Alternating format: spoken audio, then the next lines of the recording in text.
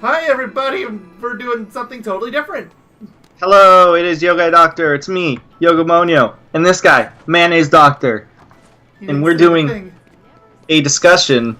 And yes, I didn't say the thing I told him I wouldn't, but I'm not going to.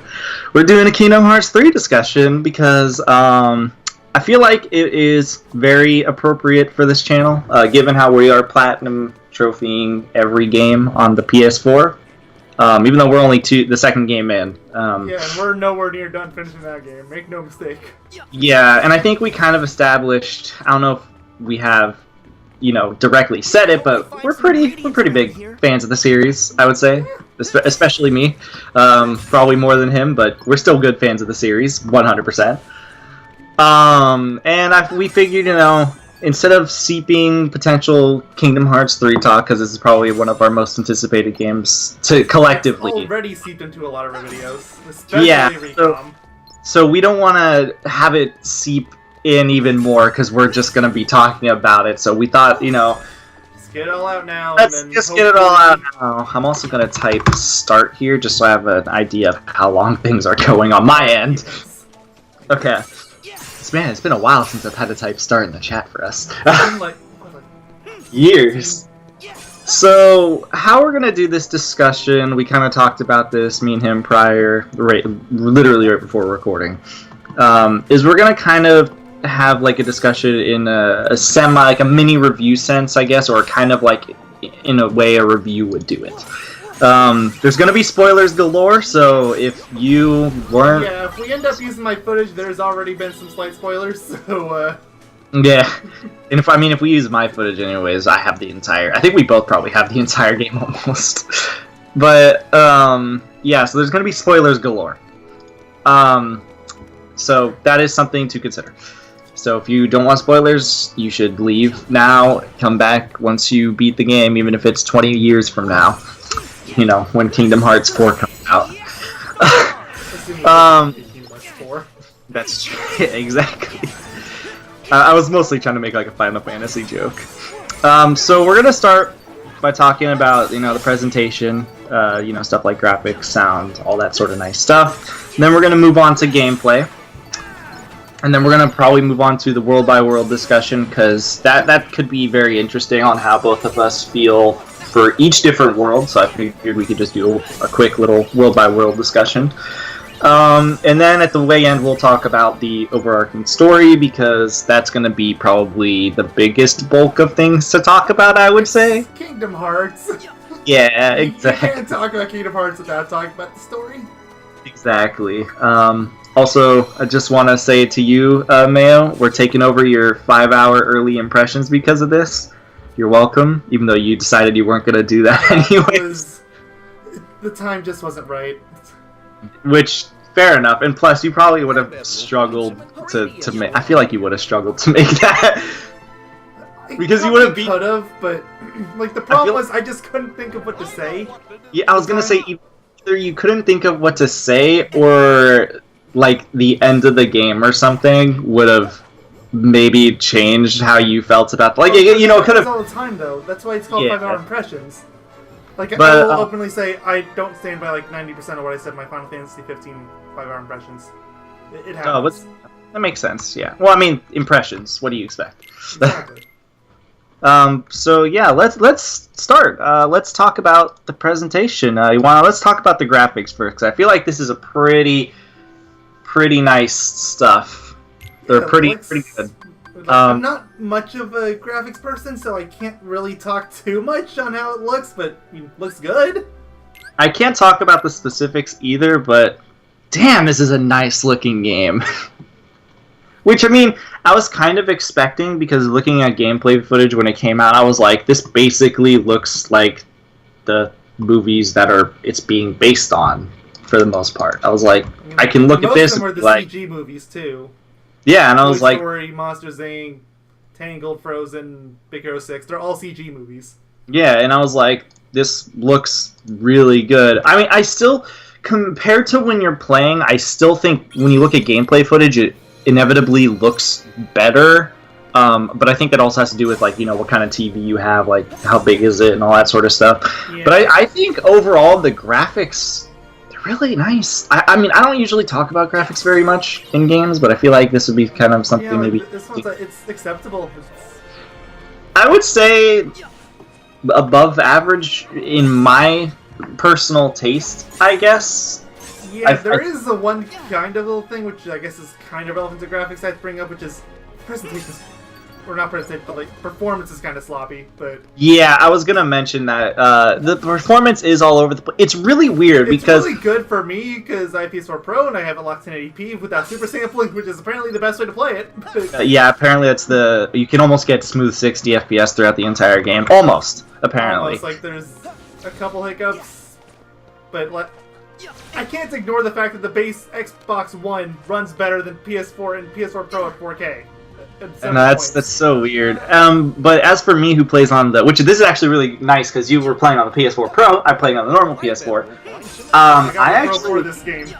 So the thing is, it's still, I think it's still passable. I can see how somebody could get really frustrated with how it kind of fluxes because if I'm not mistaken, I've seen some Let's Plays and stuff on the base PS4 that I can't even look at for very long.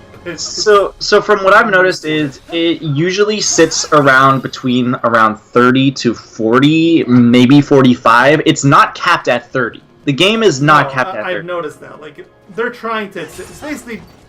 It's trying to do what 0.2 did, but 0.2 couldn't really hit 60 on base either, so...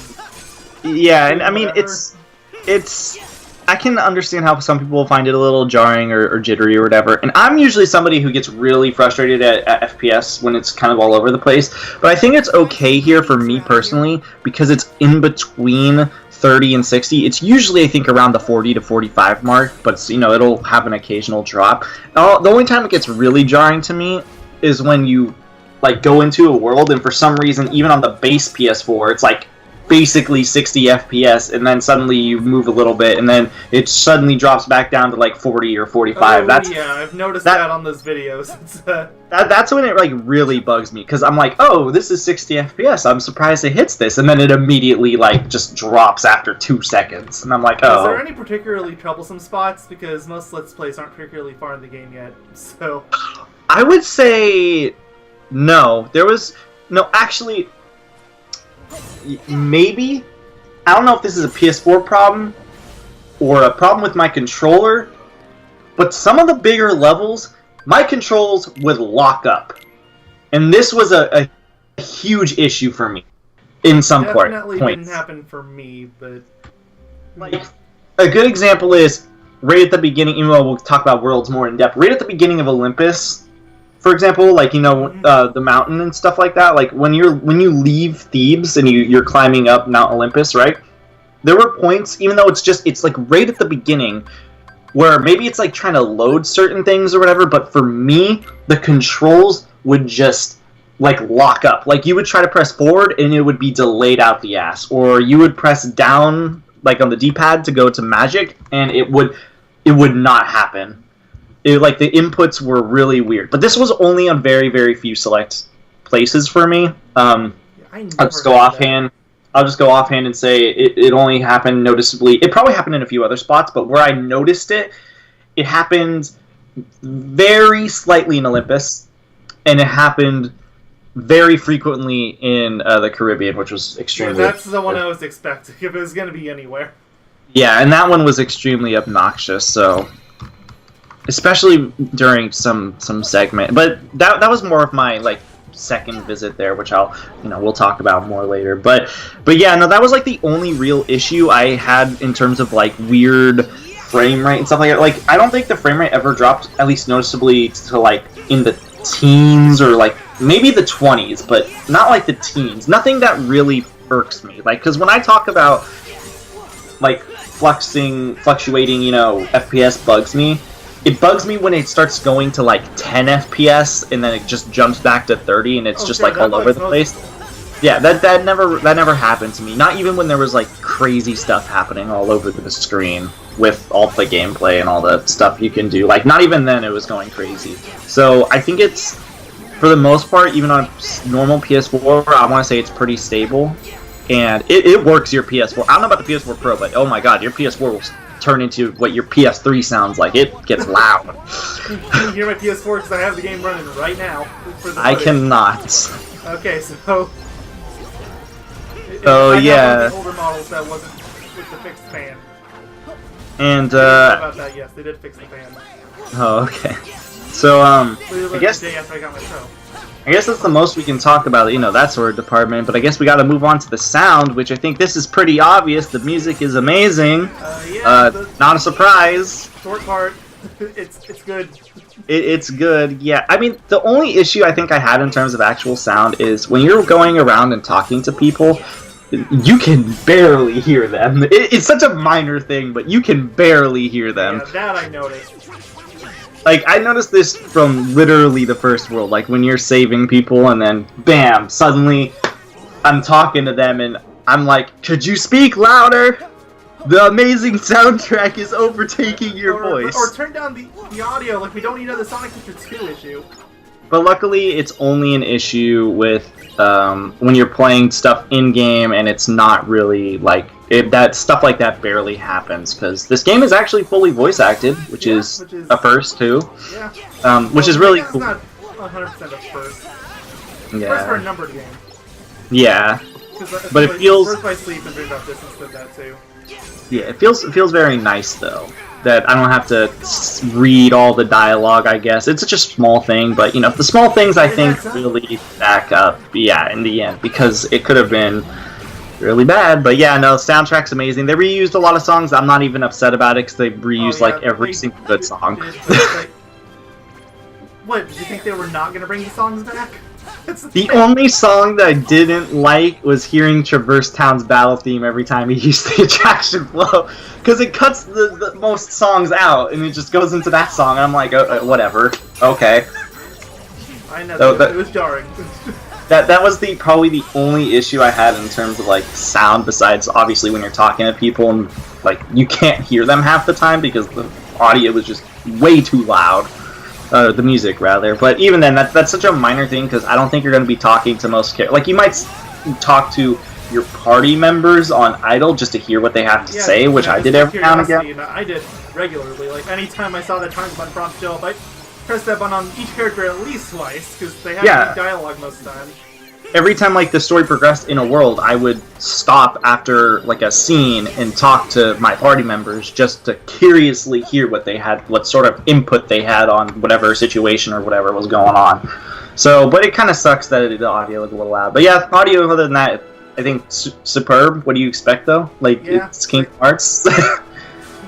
Name a single Kingdom Hearts soundtrack. I don't know if I should be saying this now or during story, but I think this does qualify as sound. Sometimes the voice acting seems a little wonky. But oh yeah, I know. Actually, you're right, and especially with the world. Was either like even Haley Joel Osment Sora sometimes he just sounded dead. So he was good in this game, but there were just some lines, like even in the trailers. I feel like it was one of those awkward situations. You know what I mean? Where like maybe the lines of dialogue were getting too cheesy, that maybe even he was kind of. Some of them too, like you could see that they were trying to have it in sync with the Japanese, like, at least the timing. Yeah, I noticed there were some weird. There were some where they were talking really slowly when they shouldn't have, and vice versa. That's been a problem with almost every single Kingdom Hearts 2. Even Chain of Memories had that issue. I wouldn't expect it to be in this game, you know? I know, yeah. I feel like at the start, too, I actually thought that they didn't even lip-sync the English voice acting, because lip-syncing, at least at the beginning, was really off. So, at least for me, maybe that would have something... I'm surprised if the voice acting was recorded really late, though. That would explain why we got so many Japanese trailers. Yeah, that makes a lot of sense. But yeah, other than that, I think the sound is pretty good for all of us, I would say, all around. Before we move on from that last point, though, I do want to say, I don't think the voice acting is bad, it's just there was definitely some off lines. Yeah, there are some off lines, and of course, you know, they don't have every single voice actor, you know, original voice actor from the original story. Some it's really jarring, others it's not. Toy Story bugged the hell out of me, because it clearly was not the voice actors. Yeah, like, I know this one kind of spills in the story again, but when else am I going to bring it up? Xehanort. He does not sound right at all. I mentioned this to him before in the trailers. I wish his voice just was more gruff. Oh, I know. It's like, he just sounds like a kooky old man now. Yeah, I just want. I mean, he is a kooky old man, but I wanted it to be. I wanted it to be more rough. And it's even weirder.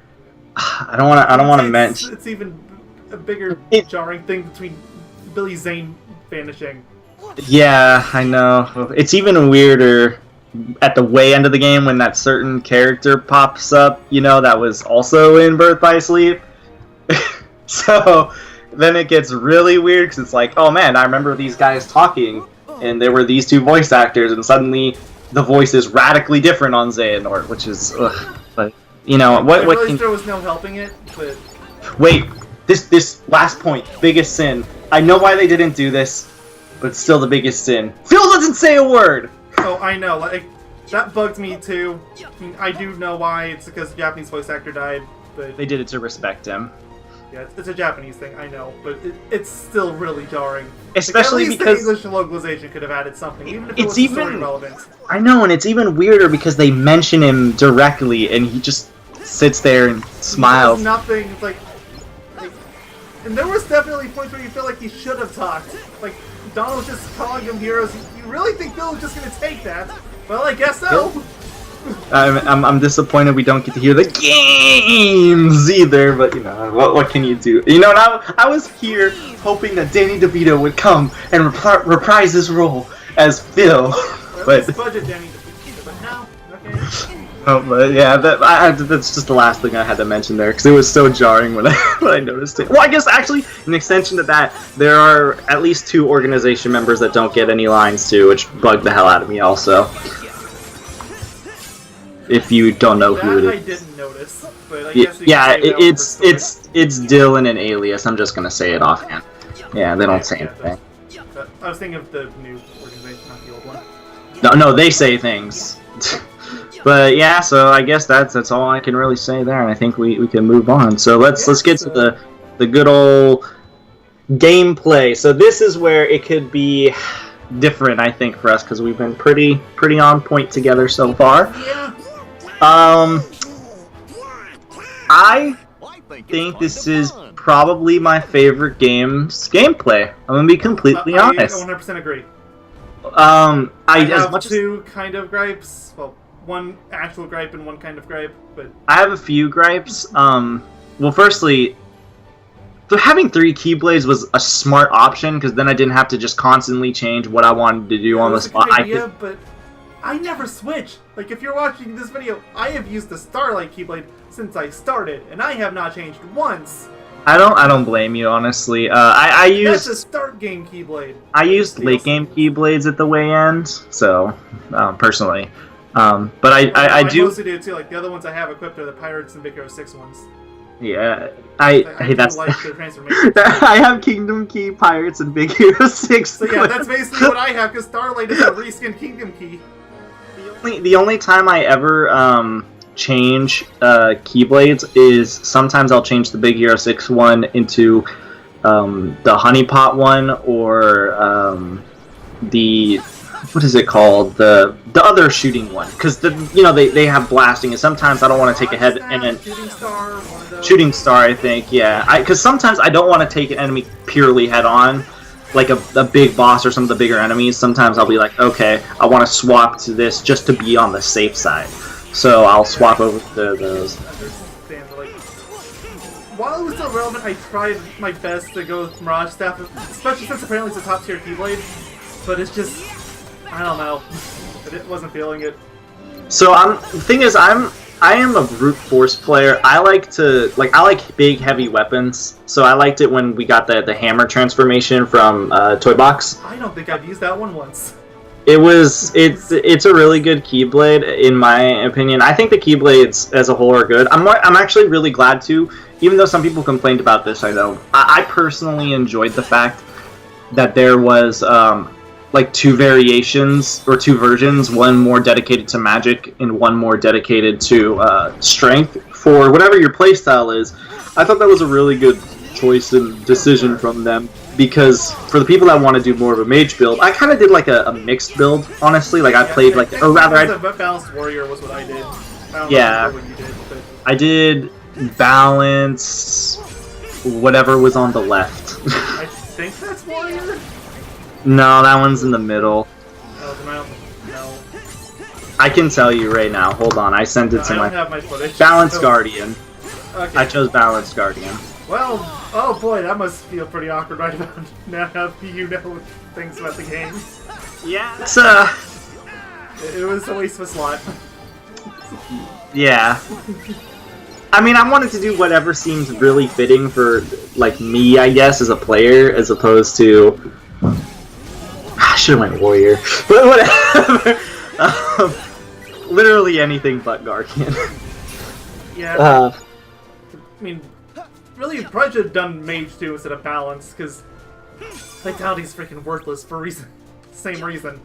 Yeah, but I think the Keyblade transformations are great, and one thing I was really scared about when coming in this game was the floatiness of the gameplay. While it's still there, it is definitely much smoother.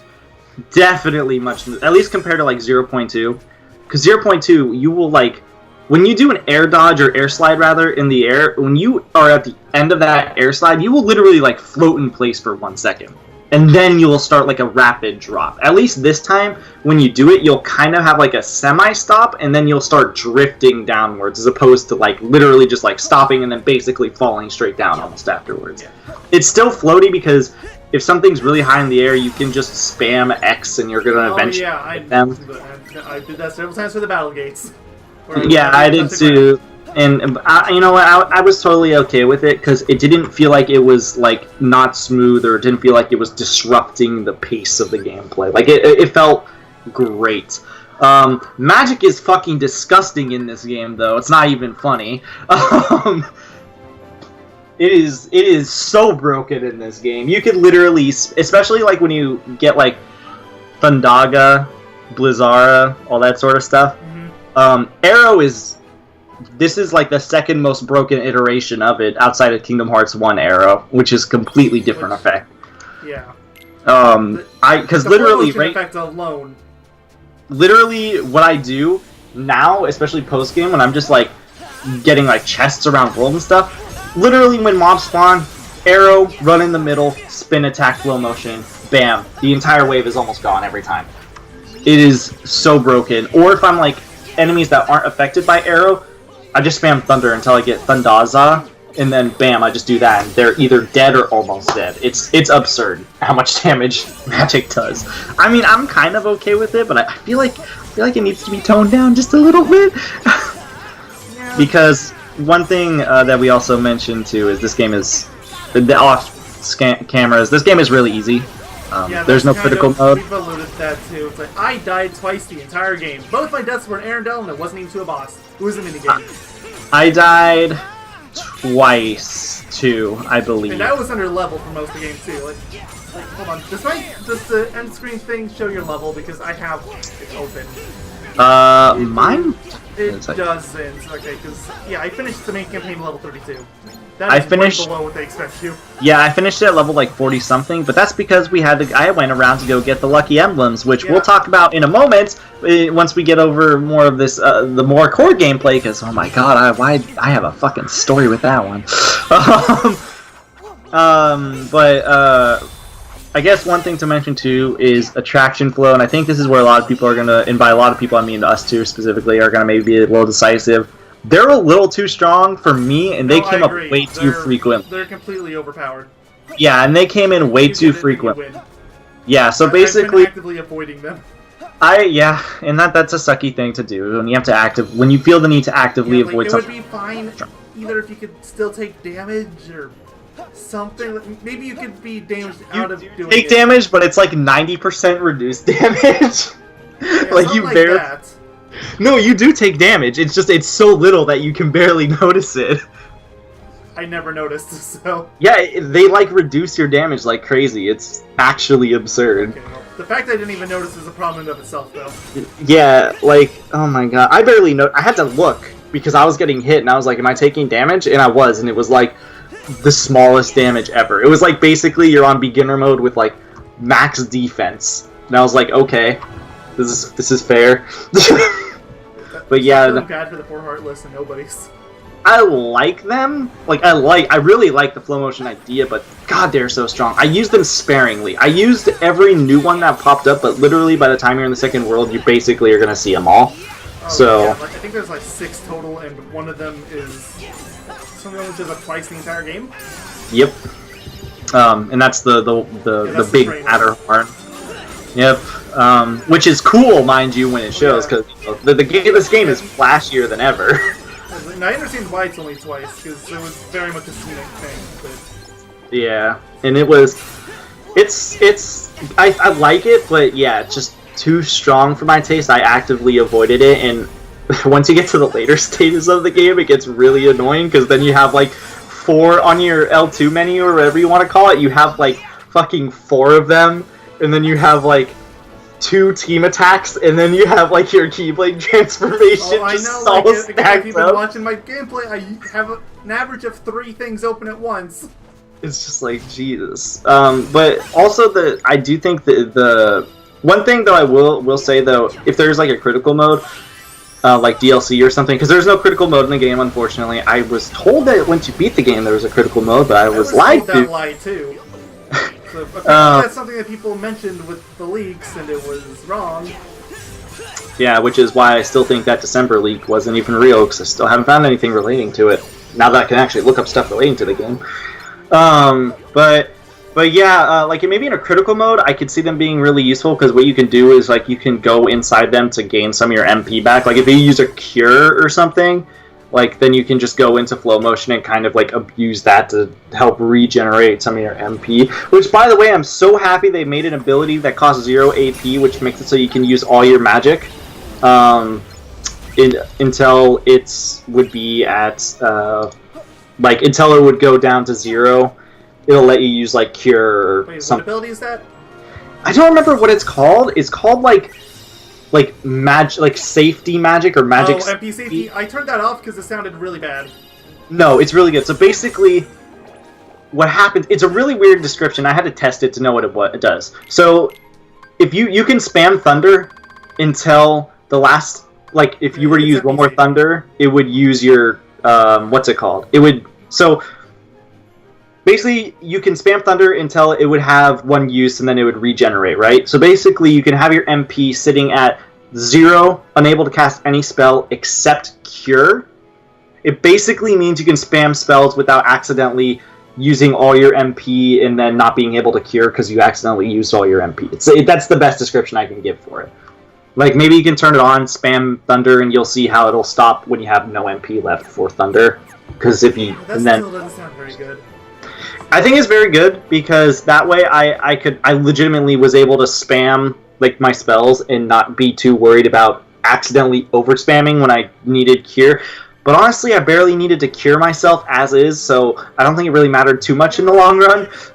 Especially because Donald actually cured me more than I've ever seen him cure me. The meme is dead. I don't know what to say. Let's just say this. I would have died against the final boss a grand total of 4 times if it wasn't because of him. So, which I actually... might have died once. I don't think that boss is that hard. Really? I thought he was actually pretty freaking brutal. And you were under level. Yeah, I was under leveled. I beat him first try, and I didn't even have any remote issues. I didn't die. I don't think he used a Kupo coin, which I think is a cool concept, but I actually think it's a really cool concept, but again, the game's a little too easy that it doesn't really warrant you needing one. You might as well have one because they're cheap. Oh, I know. I bought him every chance I got because, I mean, why not? But yeah, but it's cool. It ends up making the game more forgiving than it already was. And... I just hope a critical mode comes out. Even if it's like DLC, I just want a critical mode to be out because I want to see what it's like in a critical mode. Apparently, people that I've heard the level 1 is awful in this game, so that's great. I heard the damage scaling is the issue. Like they it's did. worth my sleep again. Yeah, basically. Same. Just doing chip people. damage. Yeah, pretty much. Or even. Yeah. I was thinking, or Kingdom Hearts 1 kind of is like that. But yeah, I heard that was bad. The gameplay, it's so good. It's smooth. It feels great. It's fun. Its magic is disgusting. Links are kind of useless to me because you need to have full MP to use it, which sucks. But yeah, most of them aren't even that great. Like the only one I actually find myself somewhat regularly using is Stitch. I used the little. That's probably the best for me. I used links on accident more than I ever wanted to actually use them. So that shows how kind of useless they are. But it's not only that they're right now just for the sake, not Stitch, but one of the others, just because I'm curious how well it works. And yeah, no, this is awkward and. No, this is not nearly as good as Stitch is. They're using mermaid, Little Mermaid. Yeah. I don't know if it is or isn't. I'm just telling you what I personally used. But yeah, I just wish they would give you the attraction flows much less. They are clearly just way too strong. I know there's a lot of people that were like, I used it every time, and I'm like, I couldn't stand using it because it also, like I said with the music thing, it changes the music too goddamn much. Also, it ruined You can turn that off, mind you, but... Wait, you can turn off the flow motion music? Or the attraction flow music? Yeah, it's in the options. Oh my god, I need to do that. Because for some fights it wouldn't turn off. In other fights, in most fights, it would swap over. And that was very obnoxious. But I also didn't use it because I hate how they let you have it in the middle of a really important fight. I don't know, there's something about that bugs me. Because imagine you're fighting the final boss and then you get a fucking pirate ship. I guess it's fine from a gameplay perspective. It's just thematically, it's just really. Although, yeah, exactly. Hearts in a nutshell. Yeah, especially because you actually get to fight the final boss with your friends. The fact that Donald and Goofy are involved kind of ruins that argument on its own. Yeah, it's true. I guess I'm so used to dealing with it that it's just like it's. We both are. I've grown numb to the concept of Goofy beating up a fucking Heartless. So, and I guess I'm trying to think of if there's anything else really in terms of game. My big complaint was the difficulty because, like you mentioned before, I died twice the entire game. It was that stupid sledding minigame in Arendelle, both of them. That was it. But yeah, no, it was Or I guess there's one other thing which a lot of people seem to agree with me on this, but not everyone. Air stepping is stupid. I don't know why it's in the game. You mean the double jump? No, air step. You know when you shot lock and press square to go places. Oh, yeah, no, that's so dumb. Oh my god, and in Big Hero 6, it pissed me off so much in one part because it was just not wanting to work in my favor, and I was like, fuck you, because I had to go to very... You wouldn't know what made me hate it? The very first time you have to use it in Olympus, because they do not explain it well at all. Oh, I literally spent 30 minutes there because I thought I was supposed to be locking on to those little items that are floating around you. Nope, they want you to go into those tiny little clocks you can barely even see, and lock-on reticle never goes onto first, so you're never going to assume to lock onto it. Yeah, and honestly, as a whole, flow motion kind of sucks for combat outside of the arrow, abusing it with arrow, honestly. Like, I've never found a use for it. As a matter of fact, I found it more cumbersome than, in terms of combat, than actually, anything else. I would use it a little bit, but I would use it for traversing. That's about it. I feel like they were scared of repeating what they did in Dream Drop Distance, where it was super overpowered, so they went the opposite direction. I could see that. And I guess one thing to mention too is shot locks. There's a whole bunch of different ones. This is probably the best variation in my opinion of shot locks because I use them almost exclusively in Birth by Sleep for the invincibility. They do damage, but I feel like you're gonna have such overpowered spells in Birth by Sleep. Yeah. You wouldn't have to use it. In this game, I actually feel like, I can actually use this for damage, like a substantial amount of damage, and it feels really good that I can do that. Also, time moves ridiculously slow, so if you do things at the right time, you can actually get a full shot lock off, unlike Birth by Sleep, where some of the bosses, they move too damn fast, where you just want to use it for an immediate shot lock, just to have some free invincibility. So, I do like the shot locks in this game, which is also really fun. And that kind of falls off a little bit when you combine that with only using one or two keyblades the entire game complaint, but... Yeah, I could see what you mean. And a lot of the shot locks, they are kind of similar. Of course, I've probably used Ragnarok a million times because... No, the end screen just showed me you had 99 second form, so I can guess which one you had the most. Yeah, key. I might have maxed out the kingdom key. I didn't because I just can't find the enemy fight anywhere. I don't remember even where I found it. I think it was like in the last world. Apparently they're in the. Apparently they're also in the gummy ship. Which, speaking of segues, gummy ship. Probably. Okay, actually, I don't know. I want to say this is my favorite variation of it, but I still want to say I like 2 more. I don't know, but as a whole, overall whole, I want to say I do like what they did with the gummy ship this time. They're not ripping off Star Fox anymore. Now they're ripping off Ratchet and Clank. Good job, guys.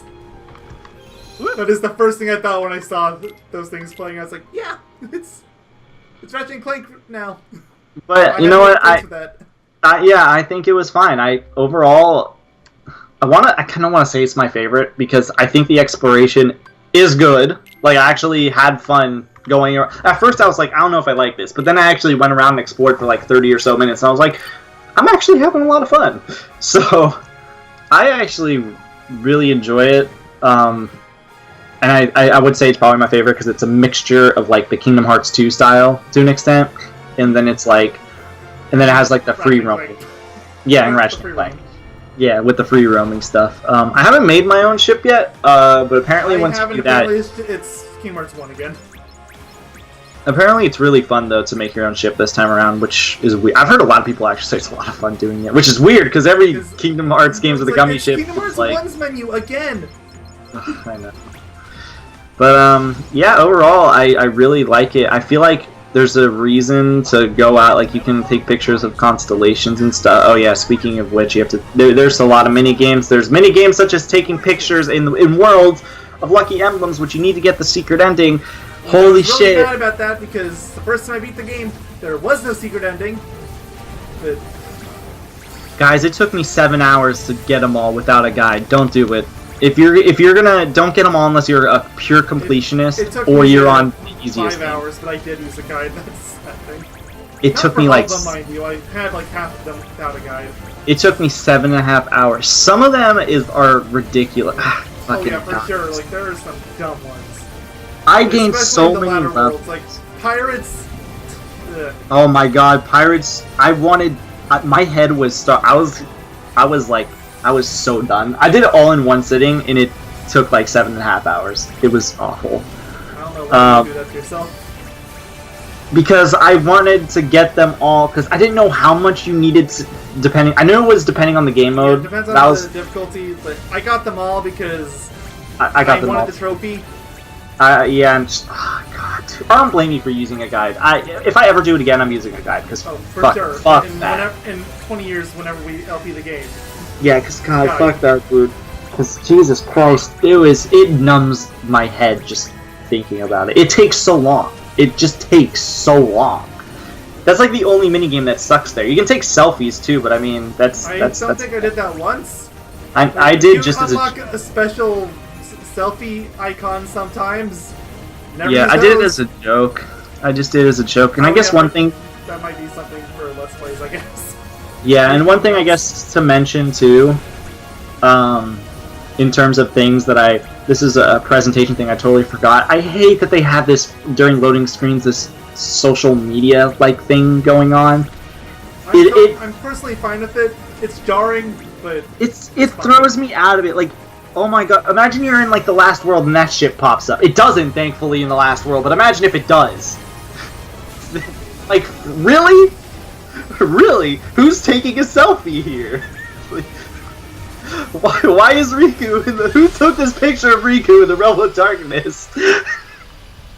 Oh god, I hate it. But that was just a small thing. But yeah, Gummy Ship's pretty fun. You can take pictures of constellations, get blueprints, go Ratchet and Clank. All the encounters are up to you. You can completely skip all of them if you want. Other than that, just go from world to... I did until the post game. Yep, kind of same here. Kind of no point. Like, yeah, I did it once to check it out. It's like, okay, this is fine, but it's still a waste of time. So I did the battles in the second overworld, I guess you can say, second world maps, I guess you can say, or whatever, because I was tired of having a level 1 ship when I was forced to do a boss, and it took me like 3 minutes. Oh.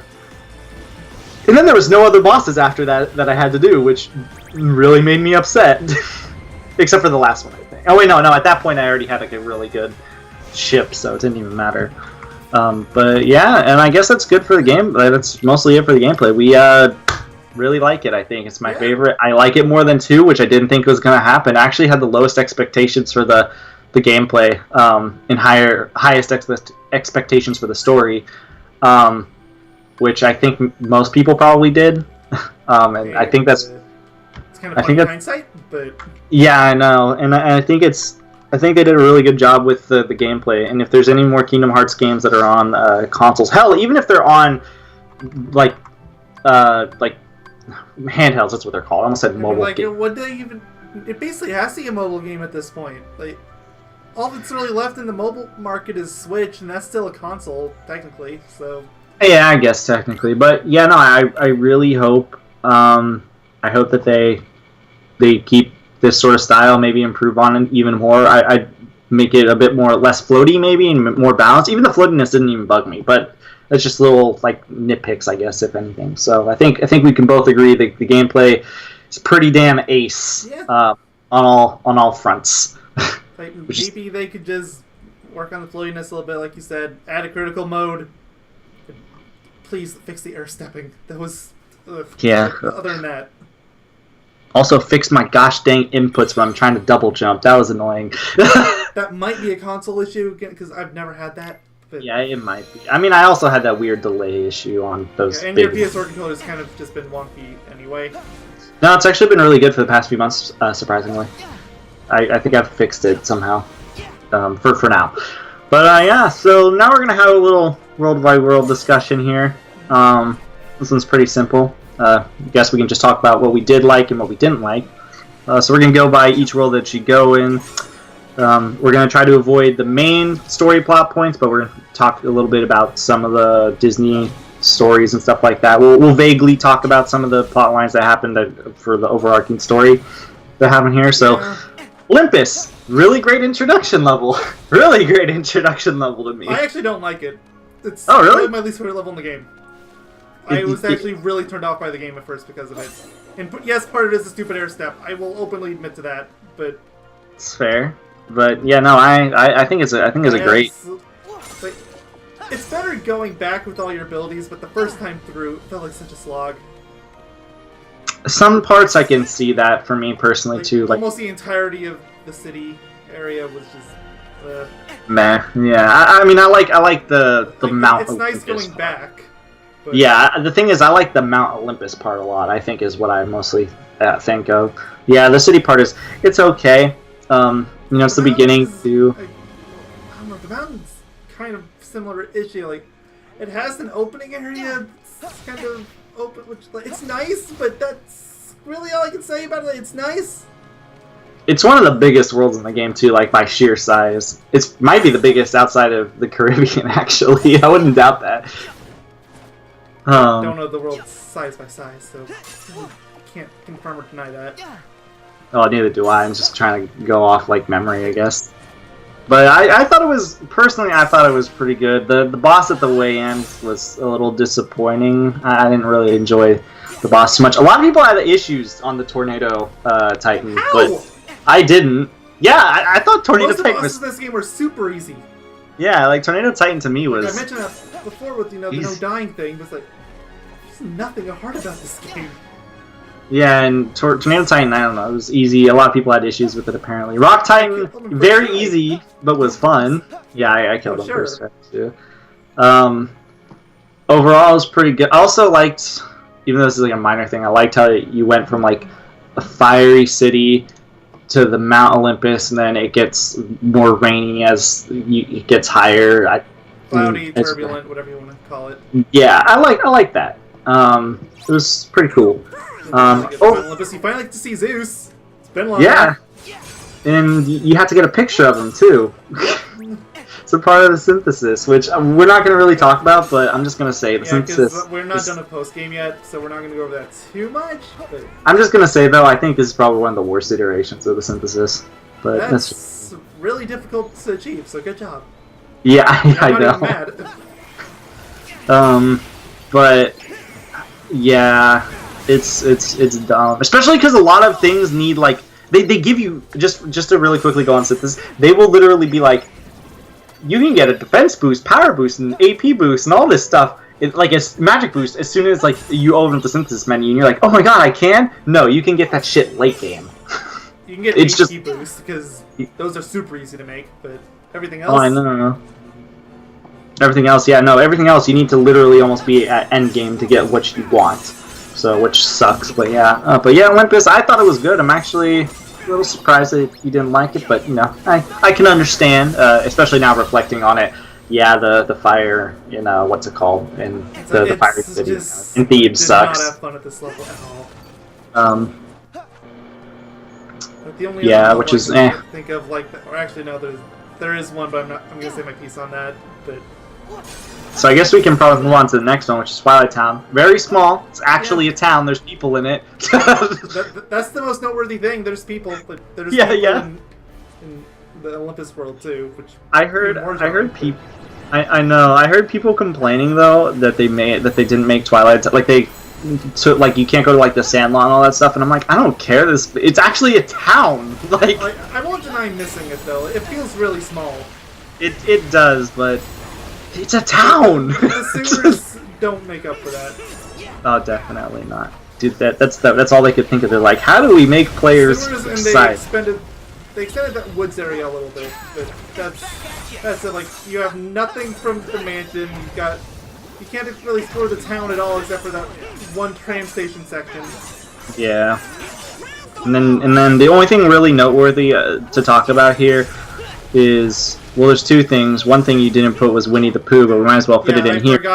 I noticed that when we was going it's the quickest Winnie the Pooh world, and I am okay with that. There, we can move on. Basically, it's like you played with Jewel 3 times. There you go. Yeah, and it's honestly, I'm okay with that as opposed to the other games. Not gonna lie. But like, it's enough for them to say it was there. It was very. And you get a good afterthought, but yeah, and you get a good keyblade from it too. So it's a strength. Yep. Even though it takes like a grand total of 10 minutes. Literally, you could probably just spam those mini games. Like you can just press X and nothing else, and you could probably still win. Like they're so easy. Probably X and then maybe an occasional triangle, just in case. And then, oh yeah, that's true. And then we got the Little Chef, which Ratatouille. I actually thought they spoiled that world in a trailer. That's actually one of the worlds I thought they spoiled in the trailer that I mentioned to you. That I said I wouldn't tell you. Mm-hmm. I thought they subtly spoiled. They mentioned on E3, so I already knew. Oh, I didn't know that. So I'm gonna be honest. But they all you do is you make food, which I never used any of the meals. They're probably really good, but I never used them. I used it twice. Yeah, both of which was for the novelty. Again, game's too easy. You don't need it. Yeah, and the cookie mini games are okay, I guess. I get really upset though every time I fail. I'm like, God damn it, fucking half of Sora. them I don't even know why I fail. Yeah, especially the egg one. I thought that one was really easy at first. Then I tried it multiple times. Easy. Yeah, but for some reason, like whenever it's right, I don't know which one it is, but the ones where you have to have L1 and R1 for the shakers, that thing is the worst. That one I never got that one. That one's probably the easiest for me. The hardest for me is probably the pan. That one I can never do properly. Pan I do properly we're opposites on this. I cannot do the shaker at all. I never succeeded. Ever. I just don't know what to expect. But the ones can we have super easy. Can we have a mutual agreement here? The knife one is easy as shit. Yes. There we go. But yeah, I mean it's a cool idea, but like you said, you don't really there's no reason to go out and make these 3-course meals. Like you can do it if you want. I make them just to make them, but I never use them. Yeah. So yeah. It's like you have to do it for a trophy, so other than that, Twilight Town is just plot, so there's not really a lot we can say here. It's not Disney World, so there's no Disney plot to talk about. Yeah. Even then, there's not a lot of plot here to begin with, which is kind of weird. It's supposed to be kind of like a hub world to an extent, but you don't ever have to go to the worlds, so it's just a little weird. It's a little underwhelming in a sense, but at least it's a town. That's all that matters to me. At least there's human beings actually there. Though it's really jarring that they have a Moogle shop there. They didn't too. do as well, don't they? I know. I just find it really. I just find it really weird how in every single world, like, they just don't care that there's a talking duck and a talking dog. Oh, yeah. Like, in some of them, like, you would think the Pirates world would be a little concerned, but no. Okay. No, they really don't care. It's really funny. I can maybe understand places like Toy Box not caring, but Yeah. Speaking of which, Toy Box time. My least favorite world. I completely understand. Too much mech fighting. But it's not the second world I was talking about. I actually did kind of go to like the next fighting. Definitely did not at first, but I think the issue with me is there's too much mech fighting for one, and two, post game, you still need to go in the mechs because you're not going to do enough damage to get rid of those mechs. Also, they spam the mechs like fucking crazy post game. It's annoying. And then the boss is like a mech boss. The story is probably one of the more interesting ones. They intertwine a lot of the main, or like half the worlds are like intertwined with the main story, and then the other half it's not like that. They try to, but what they ended up doing is they just have a single cutscene and that was it. Like we didn't really discuss it with Olympus, so we can talk about it now. I guess there will be a single cutscene where they talk about the main plot and then they completely ignore it. Yeah, and then some worlds. And then some worlds, they'll do that, but then they're just literally the plot of the movie. Like, the next world we're going to talk about. It's literally just the plot of the movie. And but... that one part with Marluja, and that was it. Yep. But it is, overall, I don't like Toy Box at all. I do like boss... the more open approach to levels, so I will give it plus points for that. But... Yeah, I like it for like the layered level design and stuff like that, but it's literally just the mech thing that bugs me. There's too much for me. Like it's just too much. If they made it more scarce or just like even if it was just later in the game. Yeah, or maybe use it like 2 or 3 times. Like for if something. they said maybe like if they said replace the Big Hero 6 world, Big Hero 6 had been early on, that would have been fine. But yeah, at the very least, I will give it props for having the scariest boss on all Kingdom Hearts, the possessed doll. The scariest boss in the entire franchise is a little girl. It's actually terrifying. Don't question us; it's fucking scary. Oh, I agree. When I saw that, I nearly had to go release my bowels. It was terrifying. But yeah. Other than that, I really like the 2 bosses. That boss and the UFO. Well, the UFO boss is kind of iffy, but I like them compared to the just. bosses conceptually, but honestly, I'm not going to praise any bosses for their difficulty. And this is also this is a complaint that I actually have with a lot of the worlds that doesn't make sense in. Why am I listening to Woody and Buzz talking about like hearts and shit like that? I know it's Kingdom Hearts, but when it's them and I'm in their story, it's just so jarring to me. It's like they would not say something like this. Like Sora didn't even mention something like this, and suddenly he's talking like he's been in Kingdom Hearts world forever. And it's such a jarring thing, and I really don't like it in some of the. With how much of an emphasis this game likes to put on the world order thing. Yeah, which I'm glad they did. This is like the first game that actually they put more emphasis on it in this game than they did the first game. It's crazy. They put more emphasis on it in this game than they did in any game combined. You know what? And I'm happy they did it. It was because a little annoying for me, but I'm only happy they did it because they never did it before, and I'm like, dude, this is the one thing that they never mentioned. But yeah, no, Toy Box, unfortunately, it's just not a world for me. It's easily my least favorite. I can understand. Personally, extremely unpopular opinion, I'm not even that big a fan of the Toy Story movies, so I just had nothing to look forward to here. But yeah, that's fair. But I almost couldn't stand this world. Like, I think I did Kingdom of Corona, and then I stopped playing for the night. I think is what happened. But I wanted to stop playing like there because I was like. The world just drained me. I didn't enjoy it. I stopped in Toy Box, but I did a Kingdom of Corona first, so it's a little more understandable. I did it by whatever battle level was higher or lower. That's what I did for most of the game, but... Well, actually, no, I really didn't. I only did it for the second tier. Because after that, I realized how easy the game was, so I was like, you know what, I kind of challenged myself at one point. Oh, that's fair. But yeah, no, I hate it. I'm so, like I think I actually genuinely just do not like the world. I like the level design, but the mechs just ruin it for me. Especially because even in post game, you will not do enough damage to not use I want mechs. to argue against that, but I have been fighting mechs since we started talking about Toy Box. I'm not done, and I'm running away because I'm sick of this.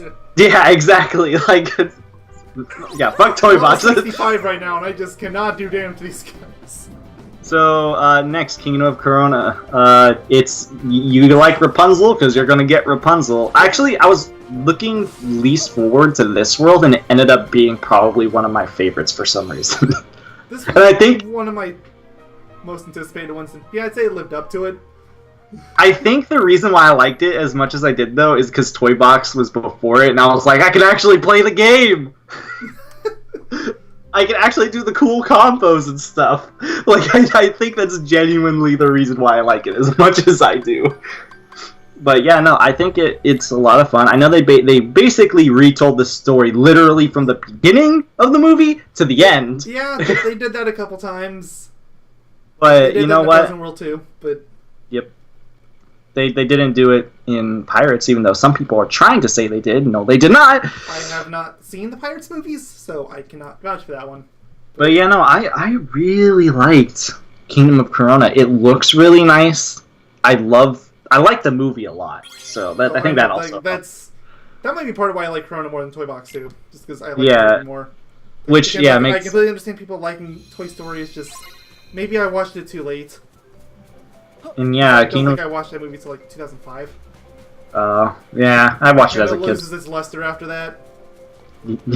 Yeah, it was like a important movie at the time. But yeah, Kingdom of Corona, I think, yeah, I'm glad we both really liked it. Like, I really was surprised. And I think, having also low expectations for the world for me personally also really helped. Like I said, I had high expectations and it still lived up.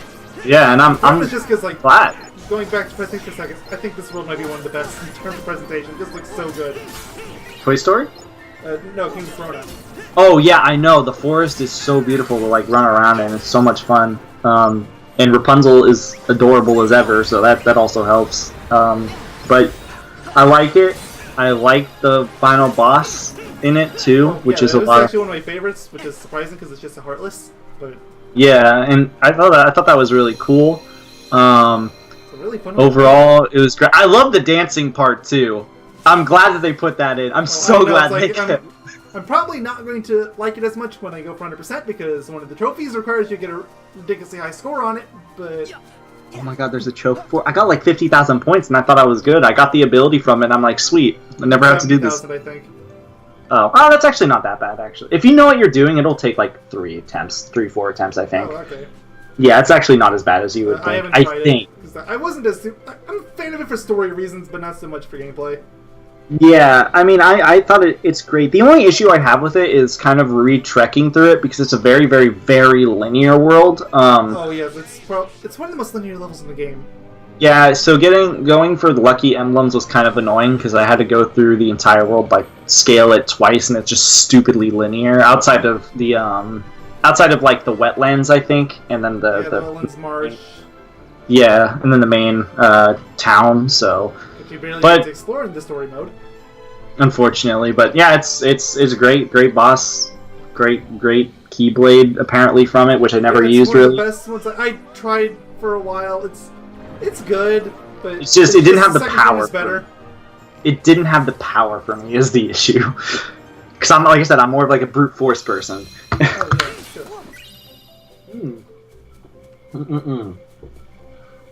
I was drinking water there. Alright. And now the next world, I guess we don't really have much else to say about that. No, it's like we both like it. Yep. A lot at that. Yeah, Monstropolis. One of my favorites. Monstropolis, on the other hand, is one of my least favorites, which is a real bummer because I was really looking forward to this one. I like it. It's like middle ground for me. It's not the other one I was talking about, but it's just... Most of it's just the factory. I think I have the factory, and it just blends. I think I know which world is going to be the one. So I'm going to see if I'm right. I'm not going to mention it. You're almost certainly right. But I liked it, but I also didn't like it. This is actually the only place where enemies started to hurt because of the one unversed Like still wasn't having issues, the big shell, like it hurt like crazy whenever I got hit by it. I didn't die or anything from it, but it hurt. But that's probably my. But this isn't when I started like going absolutely fast as possible so that I could actually have a decent challenge. I started doing that at Arendelle. So I had a lot of other, like, that's one of the main reasons I think I dislike it. Other than that, it's almost like just an enemy gauntlet, one after another, basically. But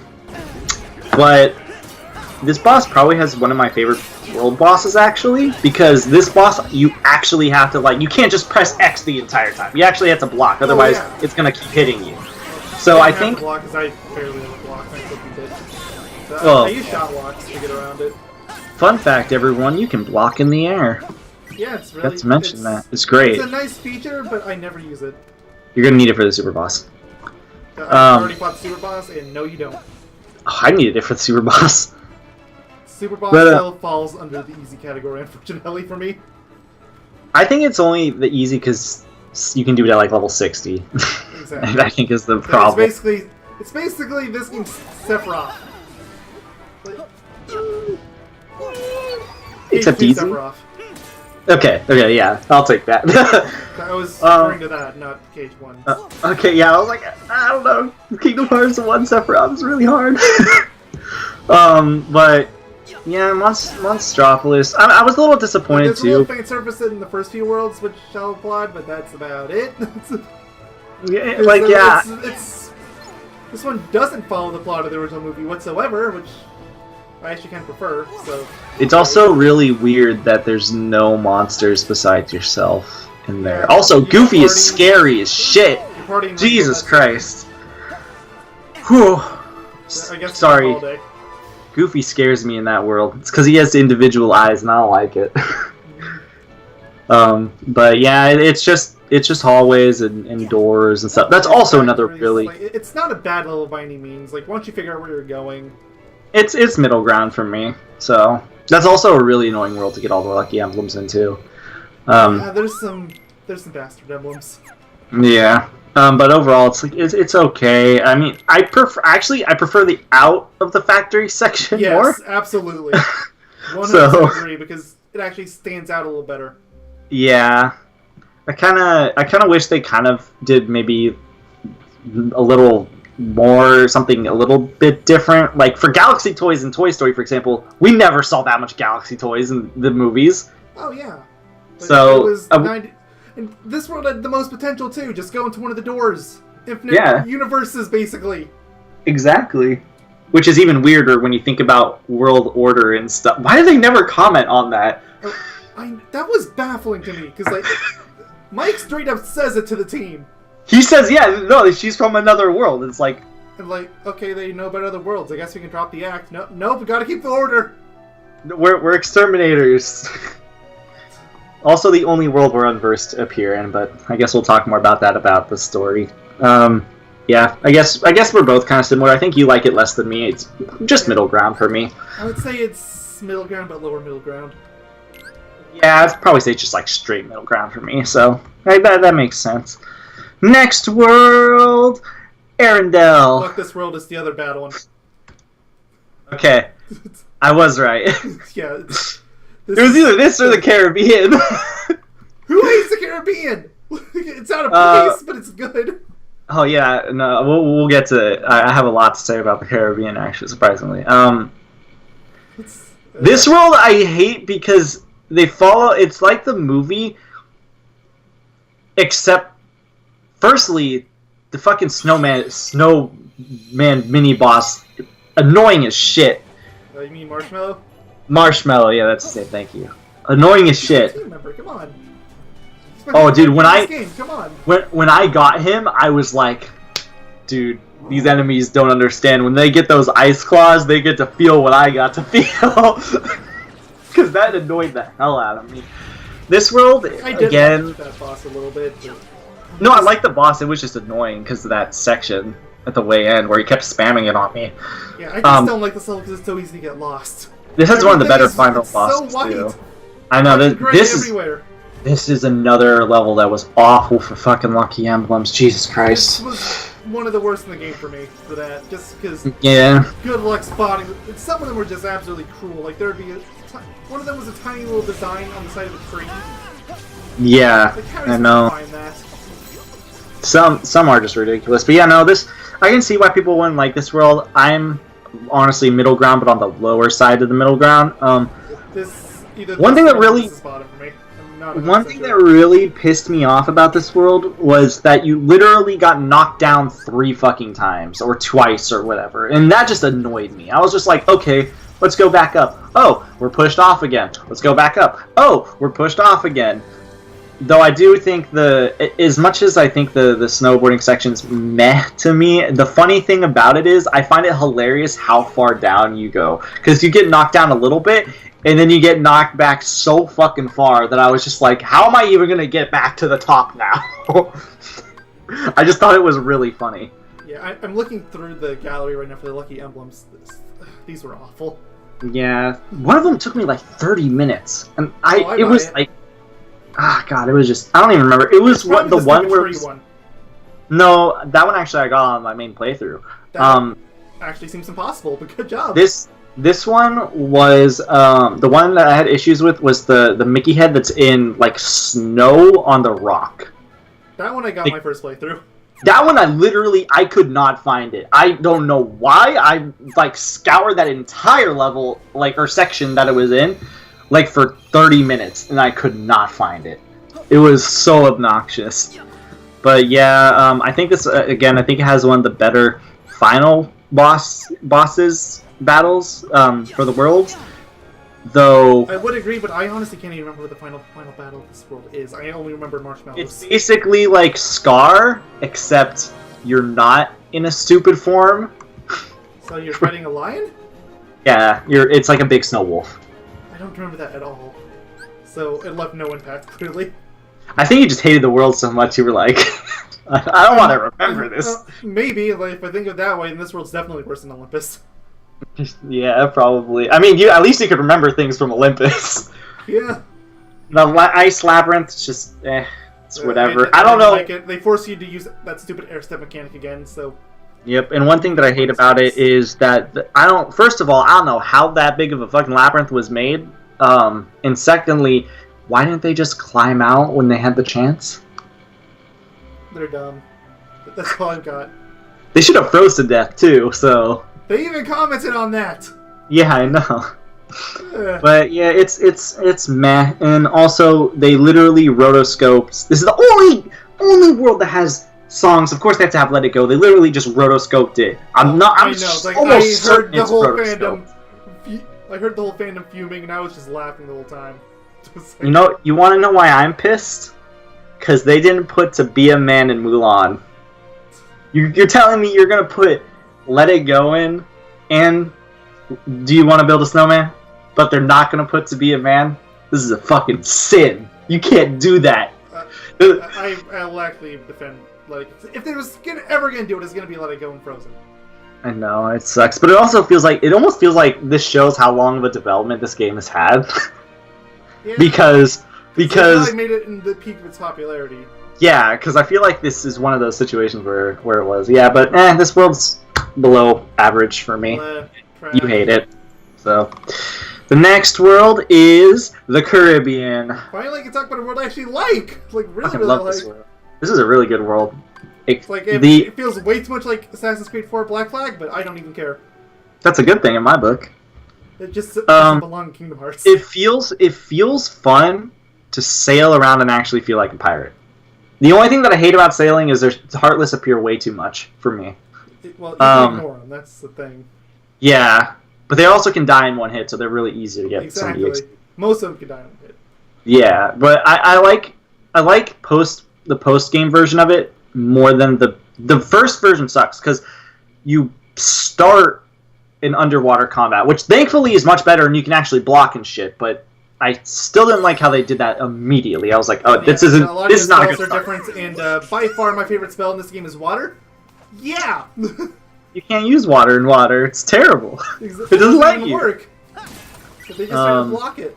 I know, that's why I just abused thunder there. I'm like, fuck everything. We're just Oh, I gonna know, thunder. that's what I started doing. You can use fire underwater, which is weird, but Yeah, you can't use water, but you can use fire. But yeah, no, they honestly, the first visit, I almost exclusively don't like, but I think it's the after visit, which is so much better. Really, once you reach Port Royals, when it gets better. Everything after that is fine. Yeah, because like, God, I hated getting the crabs. I hated that. It was dumb. I just thought it was dumb to me. I was like, I don't want to do this. I was like, I want to.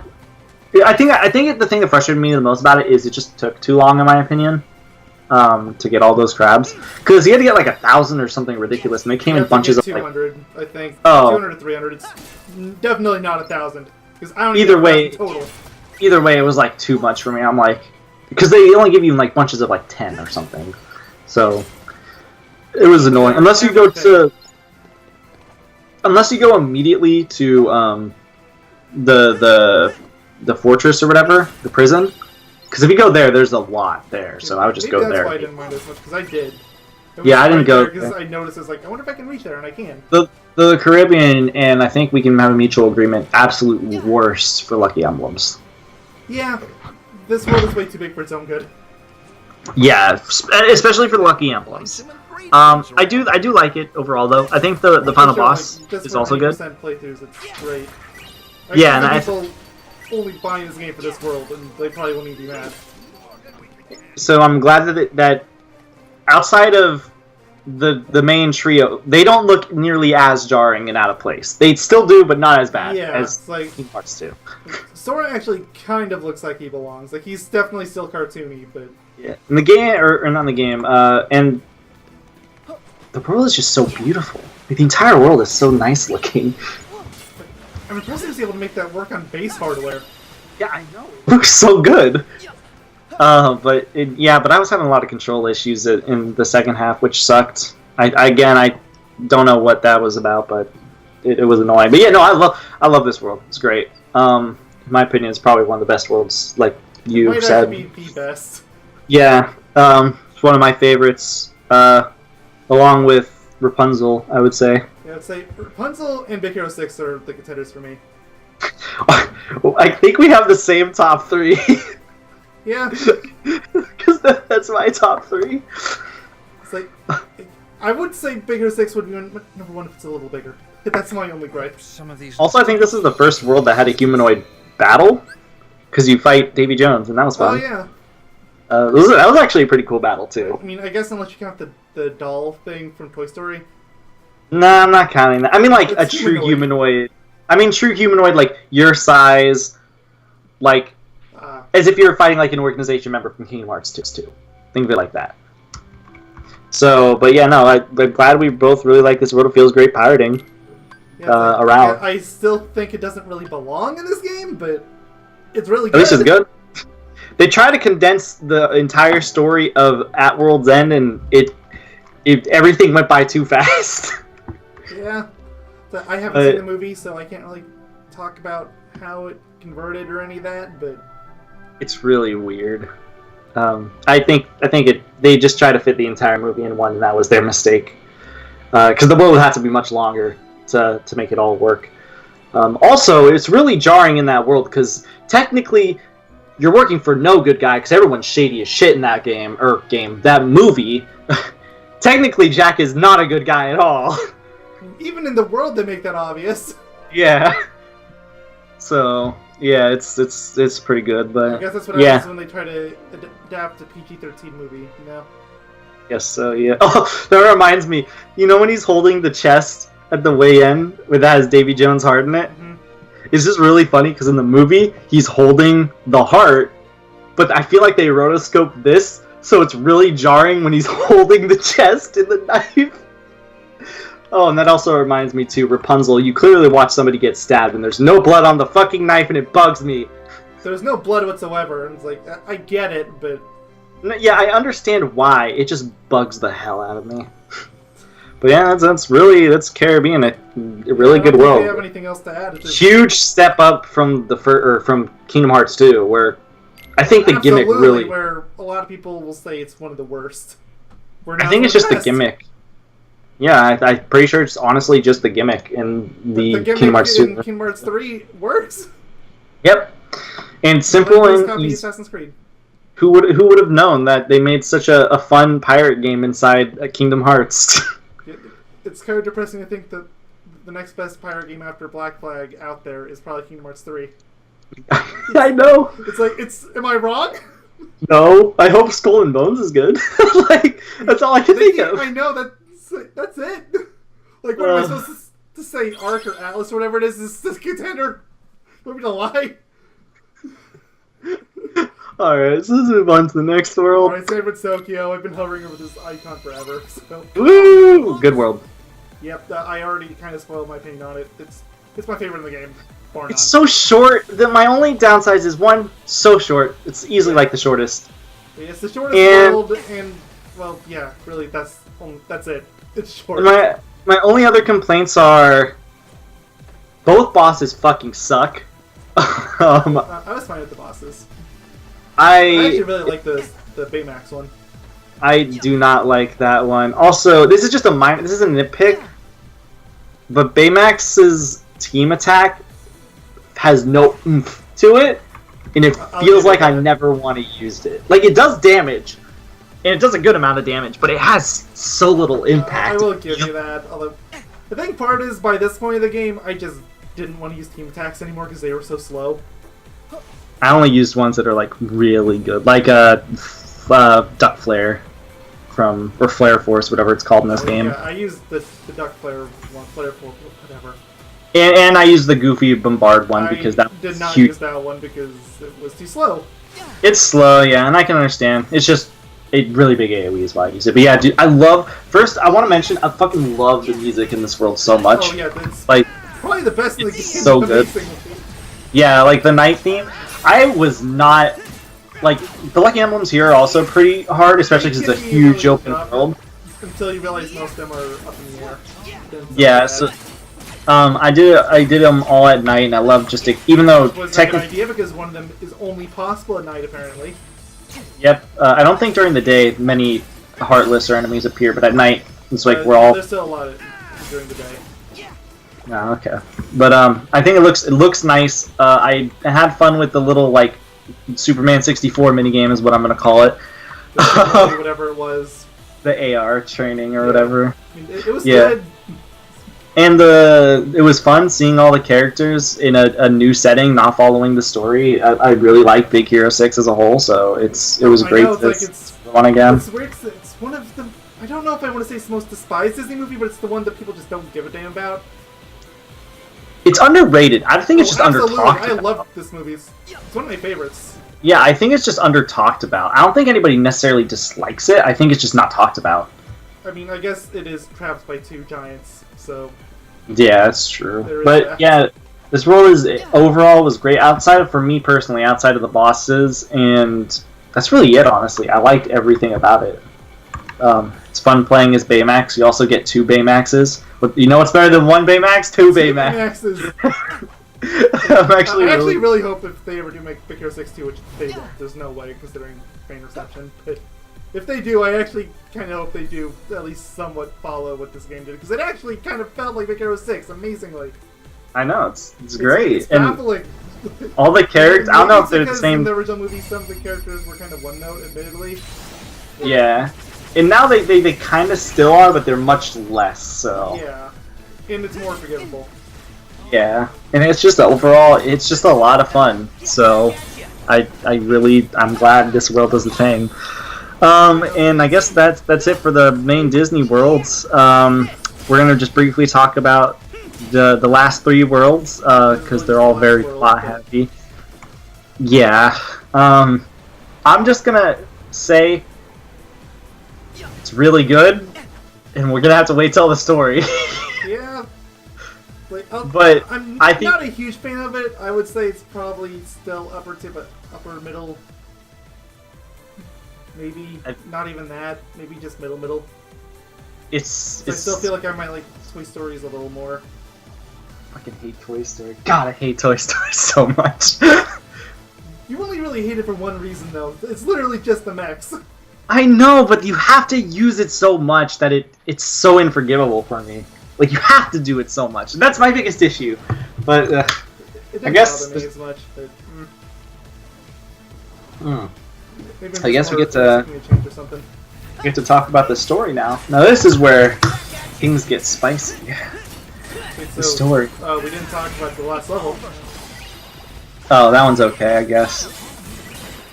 We only gave our opinion like where it lines up, and that was it.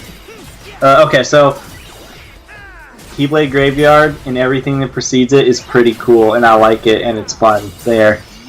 I can't say much beyond that. It's really pretty. It's also very Story to pretty. Heaven is really nice looking, which I'm never gonna say its actual name. I'm just doing English translation. Sue me. Scala. I just call it Scala. It's much easier to just say Scala for me.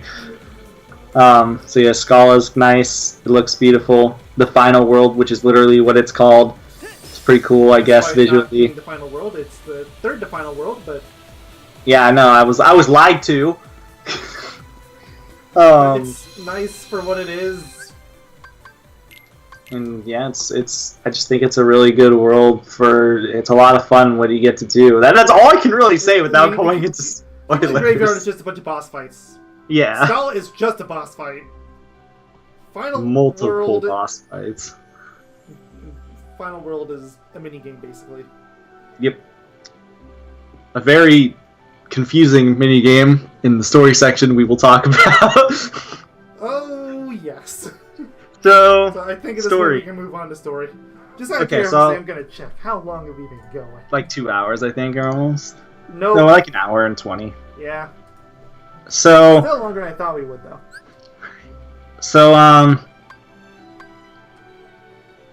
where do I begin? Well, first of all, I feel like we should just get this out of the bag. Do you or do you not like the story? It's fine. Like, for what Kingdom Hearts is, I don't know what I expected. It's okay to me. There's a lot of things that I like, and there's so many things that I dislike. Yeah. Elephant fair. in the room. As much as I really, not really elephant in the room, but as much as I really didn't want to admit this, like halfway through the game, the pacing is really bad. It really is. Yeah, but that kind of goes back to the voice acting thing, but... Yeah, it's just, as a whole, it's really bad. And a lot of it has to do with what he mentioned in that they will put in the overarching story, they will put in one little bit or 2 bits in, like, almost every single Disney World. Actually, in every single Disney World. Yeah, all of them. I can't think of one that doesn't. Like, Olympus has Zigbar, you have Marluxia in the... Rapunzel. Corona. Yeah, and then you have... Xehanort and Toy Box, etc. Yeah, and then you Tokyo have... as Riku. Oh boy, was that Riku confusing. replica, yeah. And then we got Luxord back. Oh no, Luxord. Sorry, we've been pronouncing it wrong this entire Oh, I time. know. That bugged me, actually. It's like, we're all wrong, apparently.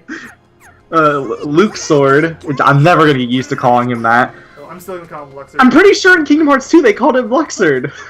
I'm not certain if they ever pronounced his name, but... But he was actually probably one of my favorite appearances. Oh, I know, but he was good. They made him like somebody you never knew about to being like probably one of the better organization members to me. Apparently he's one of the Union Cross characters, which, oh boy, we'll get to that part in a little bit. Oh my god, dude! Oh, when we get there, I'm gonna go on a rant. I swear. It's like, we knew it was coming. We can't deny Okay, okay, let's start from the beginning. So you have to. So Sora has lost his power. Yeah. His powers because of the whole thing in Drink Drop Distance. I thought they mentioned that Nomura mentioned that we were gonna beat the Mark of Mastery at the start of this. I swear I heard that somewhere too. Yeah, Or like but early on that he was gonna become a master, but I don't think he never becomes a master. no, not even by the end of the game. He's not a master. So it makes no sense, but whatever, fine, it's okay. I can understand taking away all that power. It makes sense to gain more powers that way, but I feel like you're so fucking broken from the start that you should just be a Keyblade. But you already have transformations technically from the start too. So I don't know. Because he doesn't have the thing of waking, but somehow even after he gets it, he's still not a master. Yep. because apparently he's not ready. Because or I guess they don't like the idea of you playing as a Keyblade Master, even though you play as Riku and Aqua at certain points. That's the oops. Exactly. But yeah, so you have to go get your powers. You go to Hercules because that's the first person he thinks of. How did he regain his strength in Kingdom Hearts 2? Which I thought that was a nice little nod. Oh, sure. So he goes there, and then of course shit's going down. Then the world starts. You get Maleficent and Pete, which were literally just sequel bait. Fan service sequel bait / DLC bait. Yeah. They have no purpose. They could have been written out entirely, and nothing would have changed. Exactly. And it really pisses me off by the way end. Yeah, they're trying to find the box. Which, honestly, I thought the Book of Prophecies was in the box the entire time, but it's not. They never said what's in it. Yeah, but... I think a lot of people assume, like, the Master was just hanging out in there or something. No, dude, he's gonna jump out and be like, surprise! I mean, he totally would. After watching Keyback cover, he 100% would do that. He would just jump out, like, 700 years later or however long it is, and just be like, surprise, Lucio, I'm here! He's a jokester, I love it. I know. It was he made back cover for me. I know. I wish I wanted Xehanort to be him because I thought it would be a really funny contrast, but I'm really upset that he's not. I kind of expected it, but at the same time, I guess I'm kind of glad he's not because that would mean the Masters have to go away after this game. So there's that. That's true. Who appears in Olympus again? I'm dumb. I forgot already. It was Zigbar. Zigbar, yeah, and I don't even remember. He just says some weird shit. He just says some, oh, don't worry, Sora, you'll get stronger. Because for some reason, for the majority of the game, they're actually acting like they're on his side. It's really weird.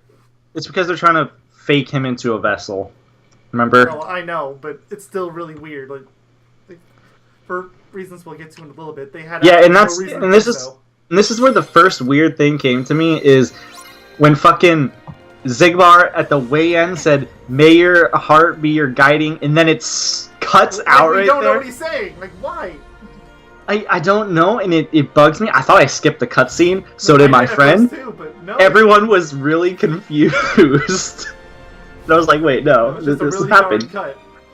Yeah. Which this is supposed to be a setup for much later in the game, which actually caught me by surprise, but apparently was a theory from one of my friends. I've heard this theory around. I didn't believe it, but I have heard this theory. Yeah, so then you go to the next, you go to Twilight Town at this point, because you just gotta visit there, because Sora still doesn't know where to go. Basically, the main story for Sora is he's trying to get his power back, but he doesn't necessarily know where to go. He's just going places, wherever his heart basically takes him. That is the plot at this point. He goes wherever he wants to. Yeah, and basically reason, Yensid wants him to master power of waking, but he doesn't really know how to even begin with that. So he's like, okay. Yep. And basically, for every world, there's just a little plots points happening every now and again. Basically, they're trying points for every world, basically, with the maybe exception of Caribbean and Secret Tokyo. Yeah, the thing, there's a lot of things that bug me in this game, and I think the main thing that bugs me about the story in this game, while I think it's a pretty solid story, the main things overall that bug me is, firstly, everything goes by too fast. Some things go by way too fast. Yeah, the pacing is really messed up.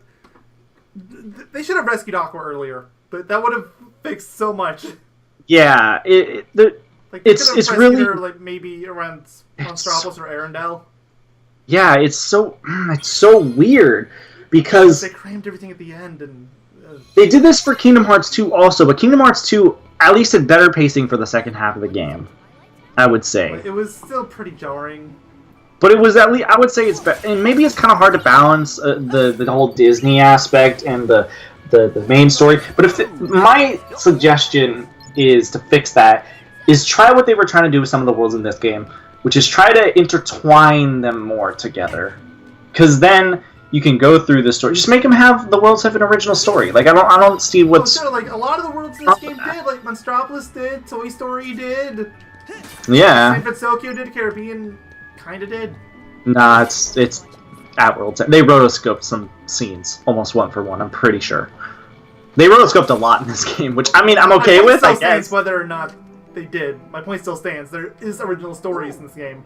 Yeah, there is. There's like I think like half the worlds at least. So, but it's like Hercules also too. I mean, it's semi-original. Always is. Yeah. I mean, it's kind of original. He kind of does what he does. Like, Hayes kind of does what he does in the movie to a lesser extent. The most like the movie it's ever been. Yeah, but it's still not the same, luckily.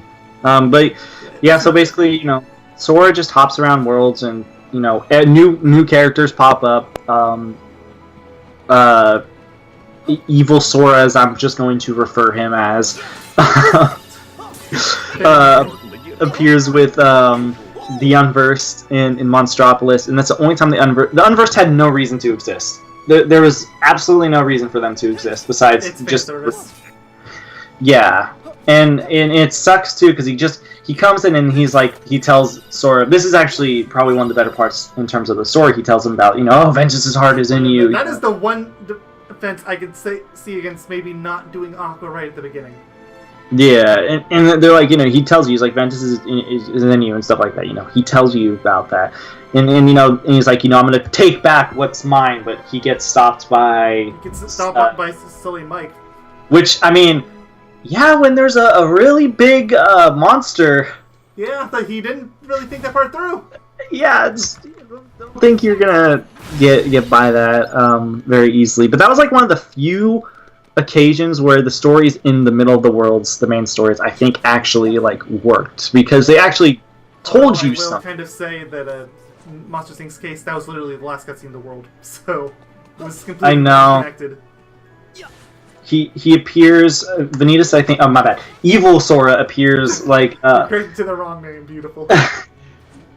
He appears like I think like 2 or 3 times in that world. Like I know he appears at the end, but I think he appears again at one other point. He never even says anything though. I know, and it's really bizarre. He is like anyone who's played Birth by Sleep knows who this is. Yeah, it's Evil Sora. So like, it's. I'll have him fixed by Birth by Sleep. Don't worry. I'm not letting him say the name wrong because I'm gonna have to deal with a little thing called Vanitas Remnant. Evil Sora. Oh, dude, I'm so glad we got to fight him again. It was piss easy because it's actually fair. Man, who would have thought if you make the battle fair, it's actually easy. Who would have thought? Okay, so back to story of Twilight Town. They was trying to find Roxas. They were trying to find Roxas because this is a huge point, which is kind of, again, with the bad pacing, is really just glossed over and happens. They're trying to find Roxas because I forget. I think they just wanted to get Roxas back. Was just the main thing. It was on the gummy ship between the worlds.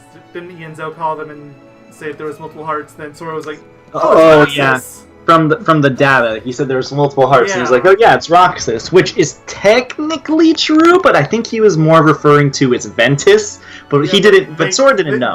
None of them could really know, though. Yeah. Which, by the way, at this point, there are some organization members that were originally with Ansem the Wise that were like, I didn't know that I was getting into this plan. Or, like, I didn't know that I was getting into this. Yeah, Ienzo is the main guy. Ienzo was really young at the time, so I can kind of see that. But yeah, he's, like, actually a teenager, I think. At the time, like, in Birth by Sleep, he's literally just a little kid. Yeah. So I think the people that got out were, it was, of course, everyone got their bodies whole again because no bodies were destroyed. I guess that's how that works. So yeah, Ienzo, aka Zexion, Lexaeus, aka Alias, Zaldin, aka Dylan, which out of all the characters on Bizarre, he stayed. Oh, I know, but you would think he would be part of the organization for sure, but no, okay. Because he had like the most character of all the organization probably in Kingdom Hearts 2, except for Xigbar. So yeah, it was really weird, and again, Alias and Dylan don't even talk. Vexen, also known as Evan, apparently was also going to be... he's a double agent. So. He's a double agent, yeah, because I guess kind of Dylan Demix, whatever his name is, kind of, not as much, but... Yeah, that whole plot line was very bizarre because it felt like nothing happened. Nothing came of it. Yeah. Like if they had actually shown getting one of the replicas for Roxas or something, which they should have, yeah, that would have had a payoff, but they didn't. So, just so everyone knows, so Evan, aka Vexen, he left out of nowhere as opposed to everyone else. Because as opposed to Dylan, fucking God, I don't know their names. It's so hard. Ienzo. Everyone has 2 names. It's really hard. Yeah, Ienzo. They're also names that aren't names, so that also doesn't help.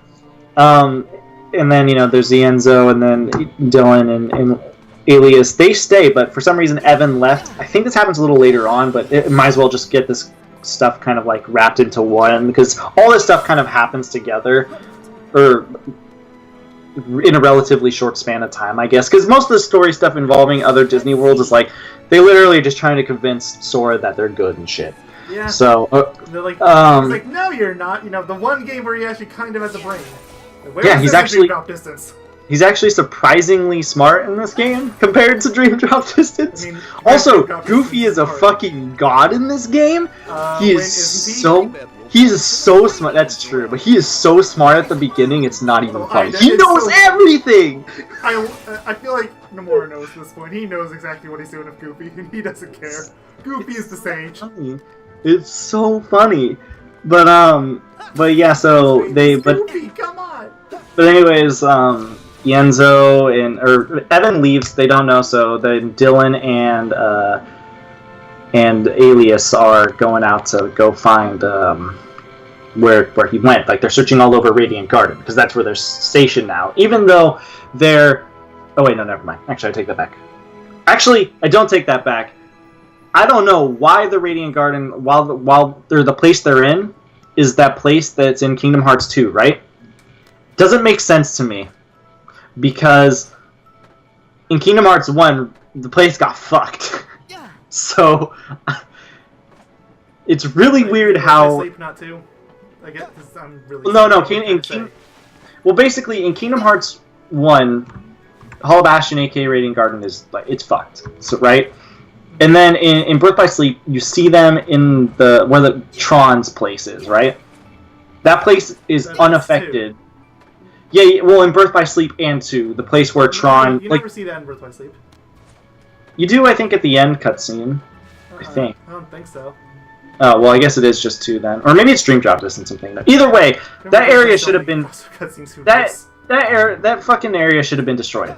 Where they became whole again, or whatever you want to say. I guess right? you can just say they rebuilt it. Which I guess, rebuilt the rest of the town, so it's not totally out of the question. Yeah, but I don't know. That was just a little jarring, I guess, to me. But anyways, so yeah, they Evan or Dylan and the other dude, Alias, they go out to go find Dylan or Evan. God, this is so hard. They horribly fail at, so that goes nowhere. Yeah, and at this point, it's Mickey and Riku are trying to go save Aqua still. That's their goal. They go into the Realm of Darkness, I think, a grand total of 2 times. The first time... Yeah, and the first time they get fucked... They get fucked by a stupid Devil Tower, whatever it's called. The Heartless Tower. Demon Tower, something like that. Yeah, which just... I know why they put it in the game, but I hate that you have to fight like 2 of them. It's still better than having to fight like 3 or 4 than you have to in 0.2. That's true. But yeah, they get fucked. Riku's Keyblade gets destroyed. He gets a new one.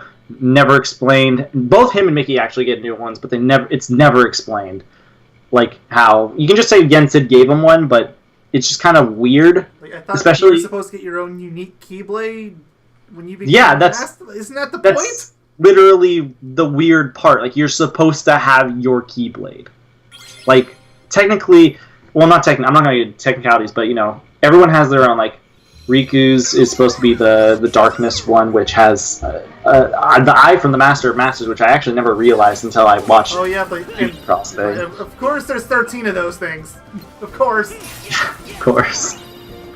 But this from that number forever. I know. But yeah, no, they get new keyblades and stuff. They can't save Aqua. They find she's too far under. Deus Ex Machina. Sora comes in because they get taken to Destiny Island, and they're like, "What do you do here, Sora?" Oh, look, and then, this convenient key to get to where we need to go. Yeah, and then Donald's like, and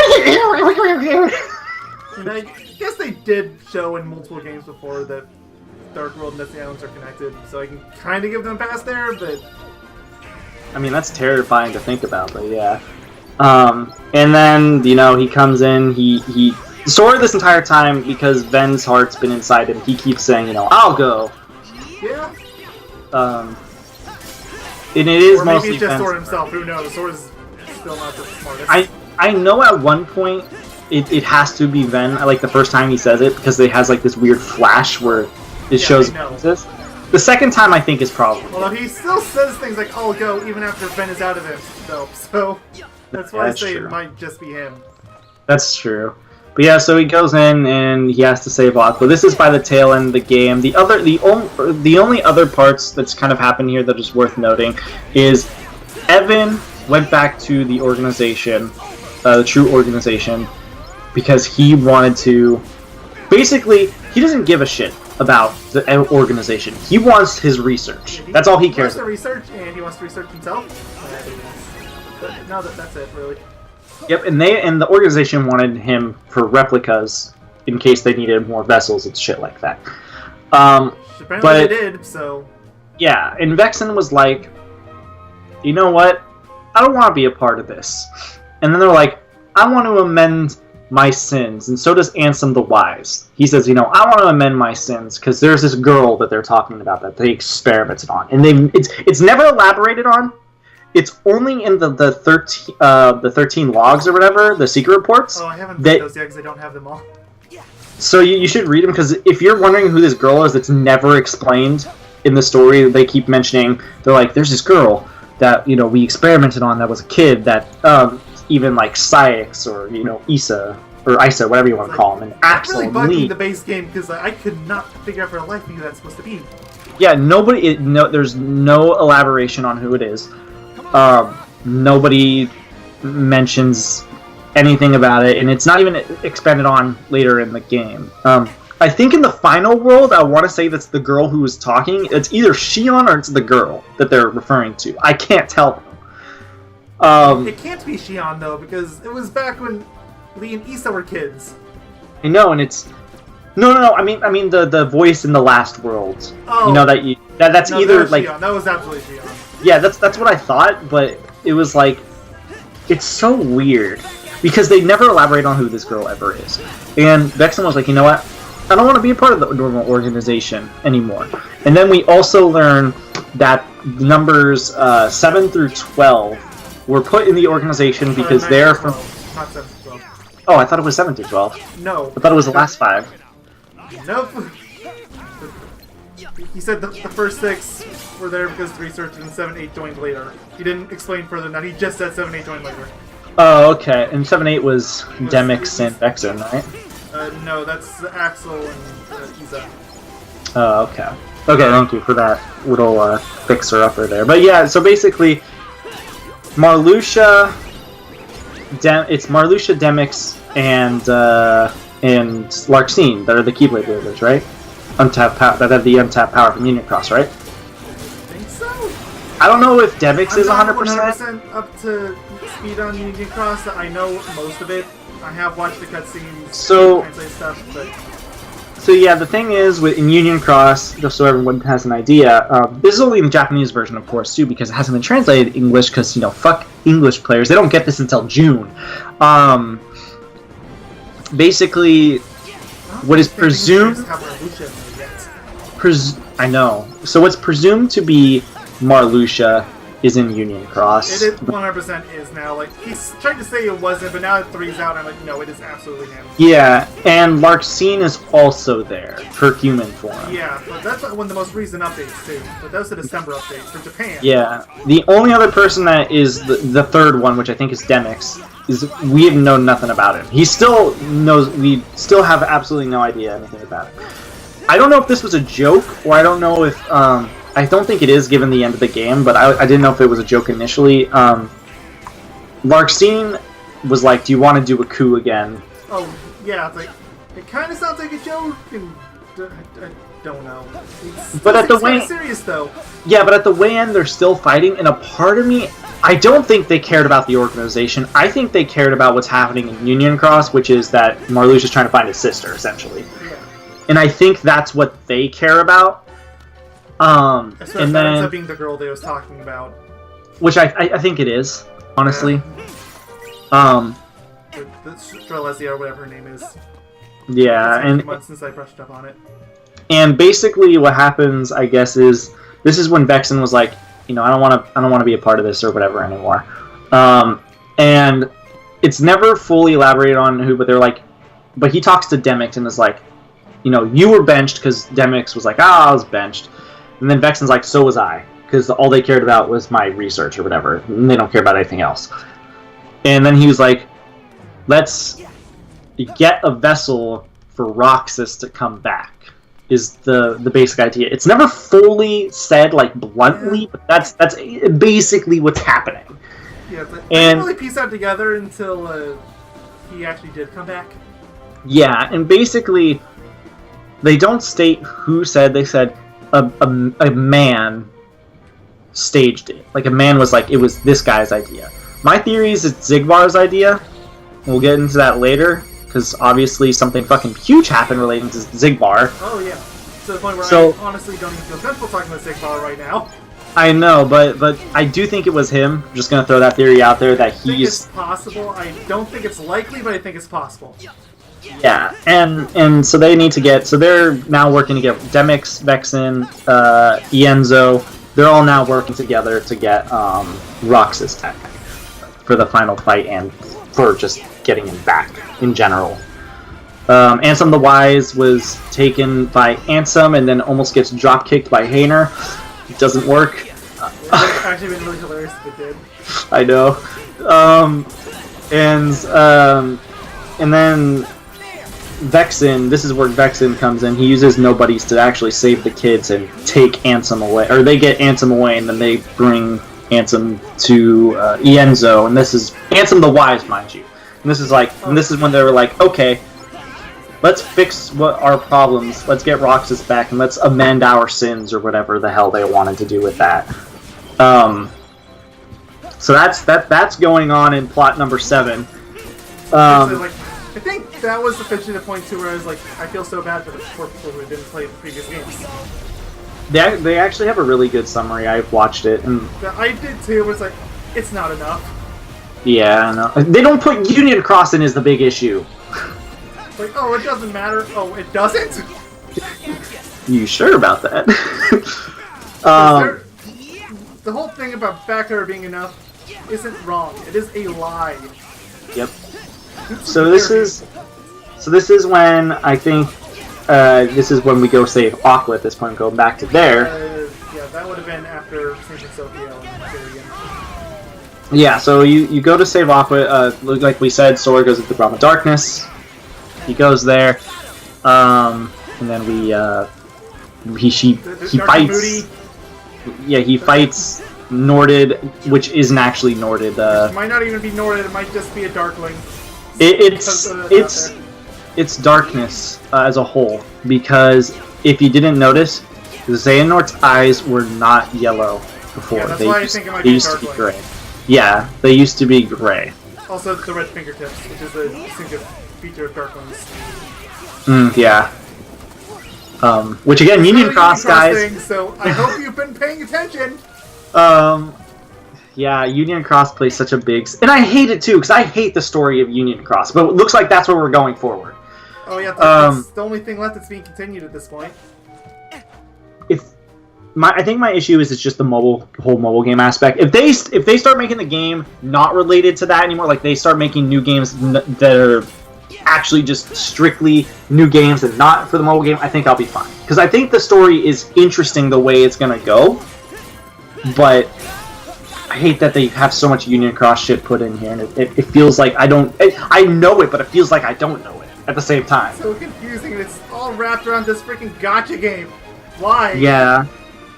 And so yeah, basically you go into the realm of darkness, you free Aqua by beating the shit out of her. Of course. Problems, right? And then and then she gets dunked back into the dark pool of darkness. And then Sora saves her, which I thought at that point that was when he got the power of awakening back, but apparently not.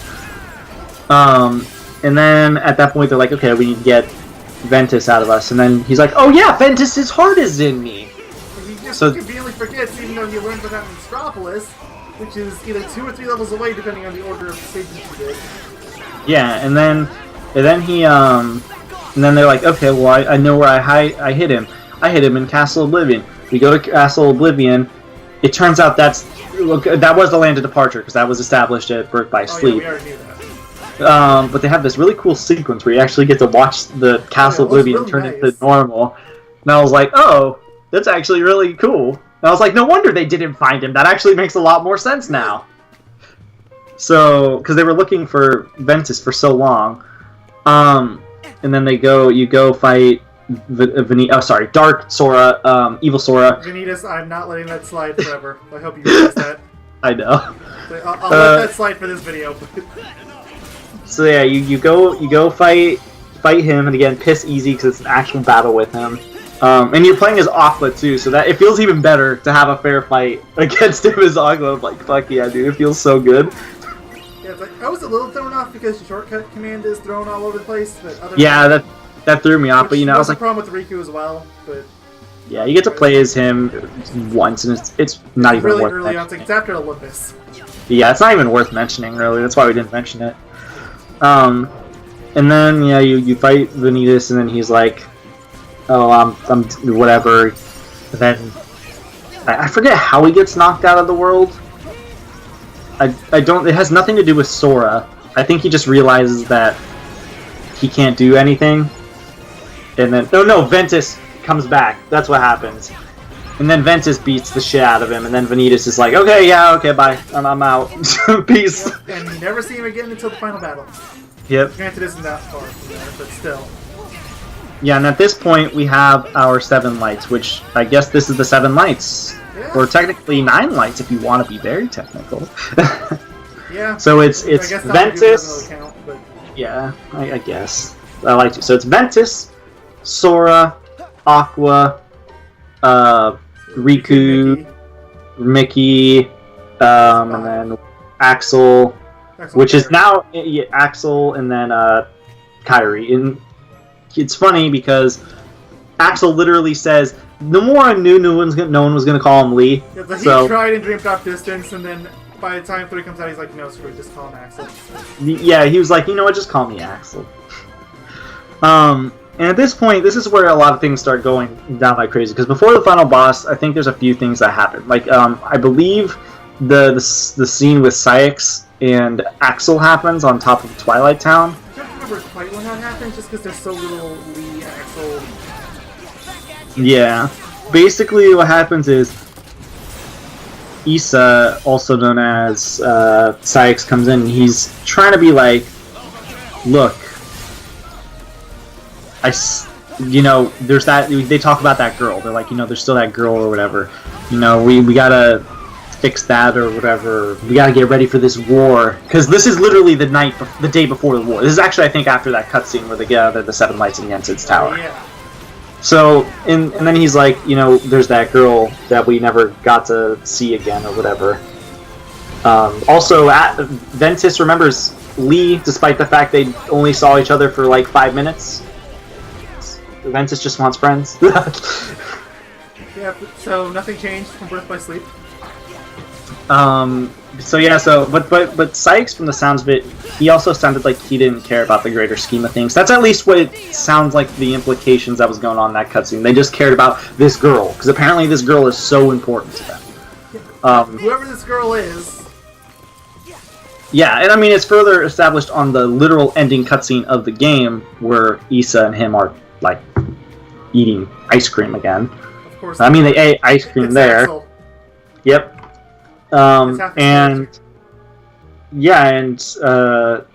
Also Axel gets a new outfit and he doesn't change into it until after the game. Like, whatever. which is funny. I mean, Nomura knew nobody was gonna identify him in a different way. Exactly. It's like, but it sucks for him too. It's like he's one of my favorite characters in the series, but yeah. But so yeah, they go to. At that point, he's like, you know, I'll see you tomorrow when we have the Battle of Lights and Dark. And then they go to the Keyblade Graveyard where Kingdom Hearts is stationed. And this is where shit goes down. So first of all, you enter the world, and I think it's Young Xehanort, Ansem, and Xemnas come out. And they're like, this war is about to start. We gotta get this shit going, and basically is what they're saying. You know, I hope you're prepared. And they summon a ton of unversed, heartless, and nobodies that you have to fight all at once, like the 1,000 Heartless battle, except it's not 1,000 Heartless, it's just defeat all the Heartless or whatever. There's a lot of Heartless. Yeah, it's defeat them all, and what you're supposed to do is to just wait until you get the Big Thunder command, and then after that, then you actually... Or and then... like me and beat 90% of them before they even show up, so there's not even a point to it, but you do it anyway because it looks cool. Exactly. And this is where... Now this is where everything gets very confusing. Oh yeah, because everything before this was totally fine. So, before... A lot of stuff... You really start pitting the poor people that played this game as their first game. Yeah, so, okay. So, a lot of things happen really fast. Like, for example... The Pete thing and the Pete and Maleficent thing, they just come into some worlds and they're like, we need what's it called? This box. It's not here. Yeah. Yeah, and then Luxord, my bad, is looking for the box too, or like the organization's looking for the box too, but it's never further elaborated on, and they don't even care about it later on, and Luxord is maybe a bad... Like, he doesn't care about the organization that much because he committed an act of treason or something in the Caribbean. I don't know. But he still fights with them. It's really weird. And then the Keyblade Graveyard, you go into where the actual Keyblade Graveyard is. And Terranort's there and fucking kills everyone. Yeah. There's not really anything else there. Not a joke, he just is there and kills everyone. Literally everyone dies. Not even a joke, because you go into a place called the Final World, where the Chirithy is literally like, hey, you're fucking dead. Oh yeah? Except this time, you've been here multiple times, but this time... This time you was killed instead of coming here by toys. Yeah, exactly. Like, they don't use the word kill because Disney, but... Yeah, and then they were like, you have to find a way, like, the people that are connected with you are still alive or whatever, or they're still with you if you go and save them or whatever.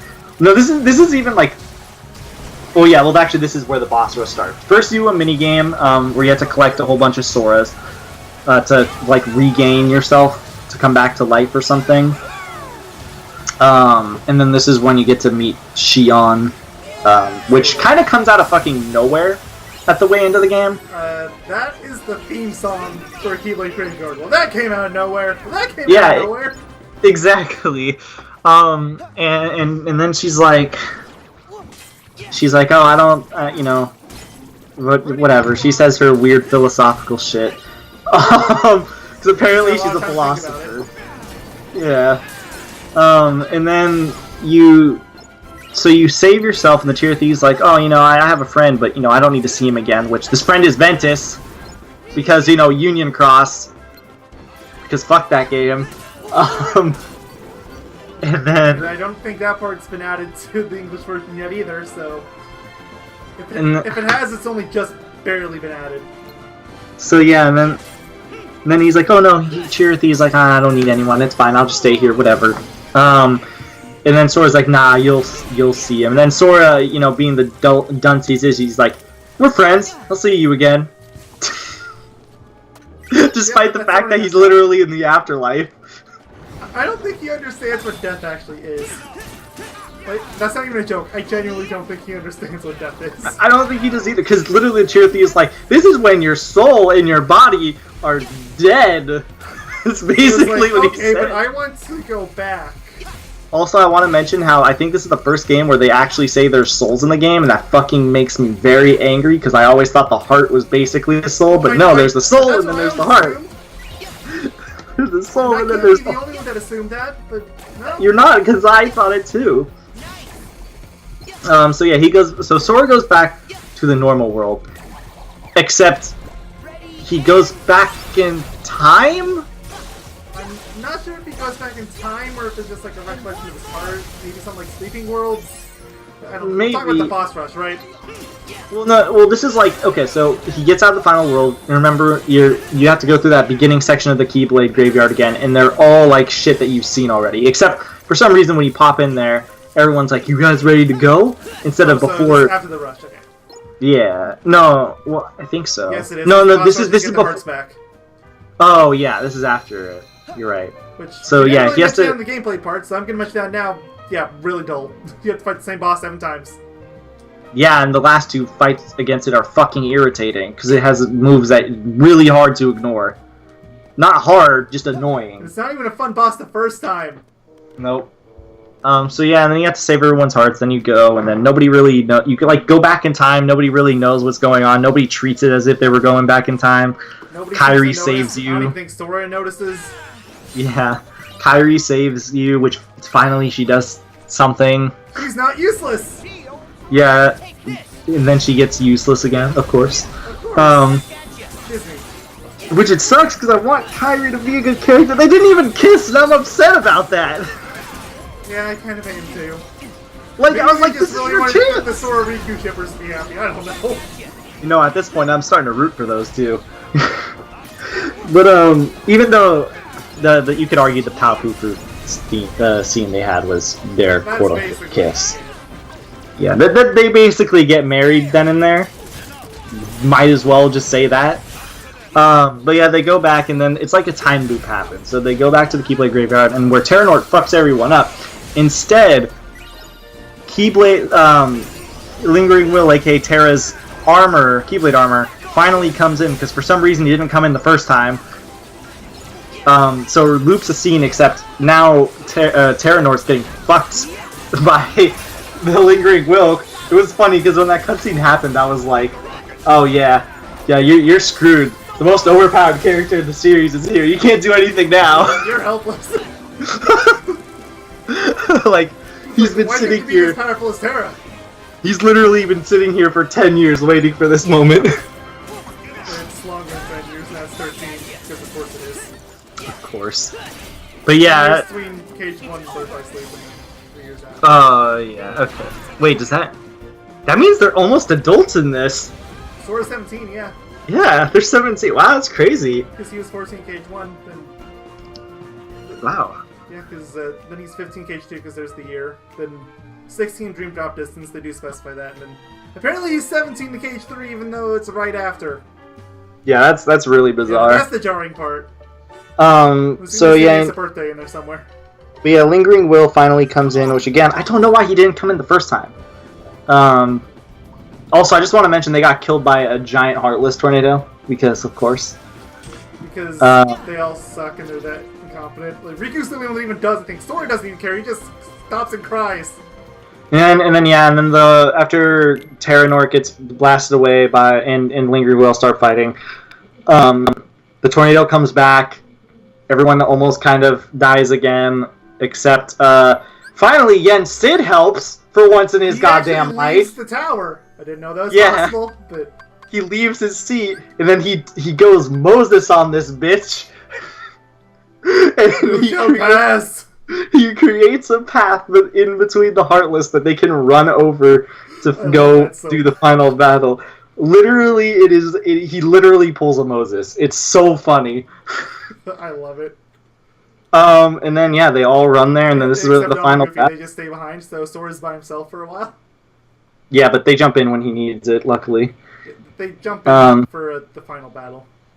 Yep. So then we have the final boss rush, even more of the boss rush, rather, I should say. Organization 13, the second Organization 13. Yep. So, and you have to fight them all at the same time too. Not all of them, but you do have to fight a lot of them. Like you'll have to fight at least 2 at once. Yeah, which I like this entire segment as a whole. I do too. Like, I think it's how great. did that segment run on regular PS4, by the way? Because that's it ran great. As slugging. It ran great. It didn't have any issues as far as I can remember. But yeah, no, they were. You get to fight the new organization. You get to kill them all too. Zigbar falls off of a cliff and dies. They've actually made Sykes a more challenging fight, but he's not hard still because the game is easy. But yeah, I mean it's Cage 3.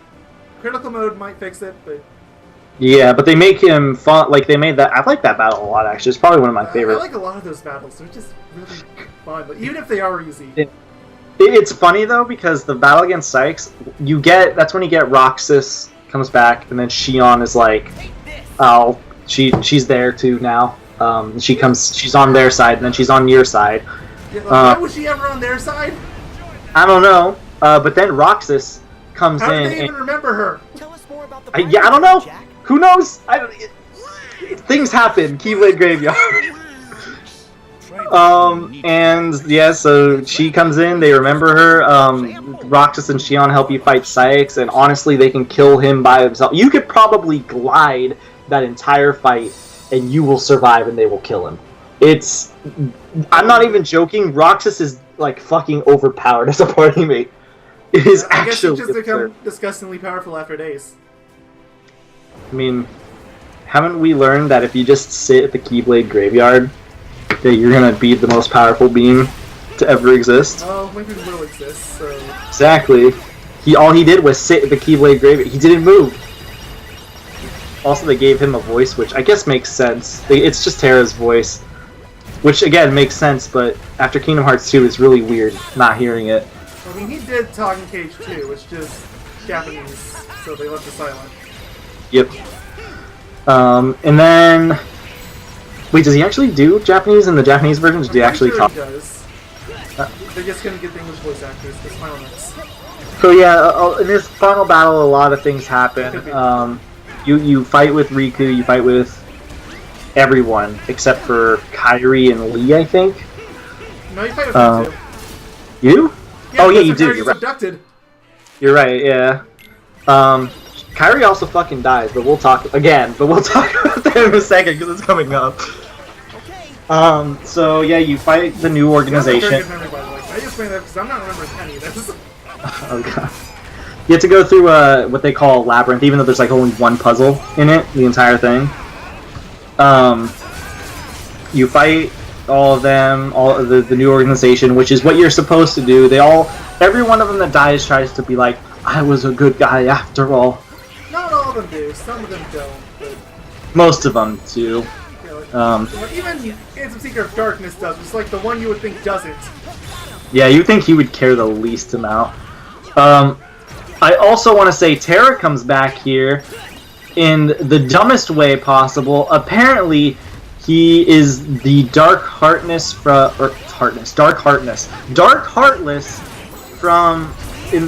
Ansem the Wise is back. Yeah, the Guardian. I like to call him the Stand because JoJo, they're called stands.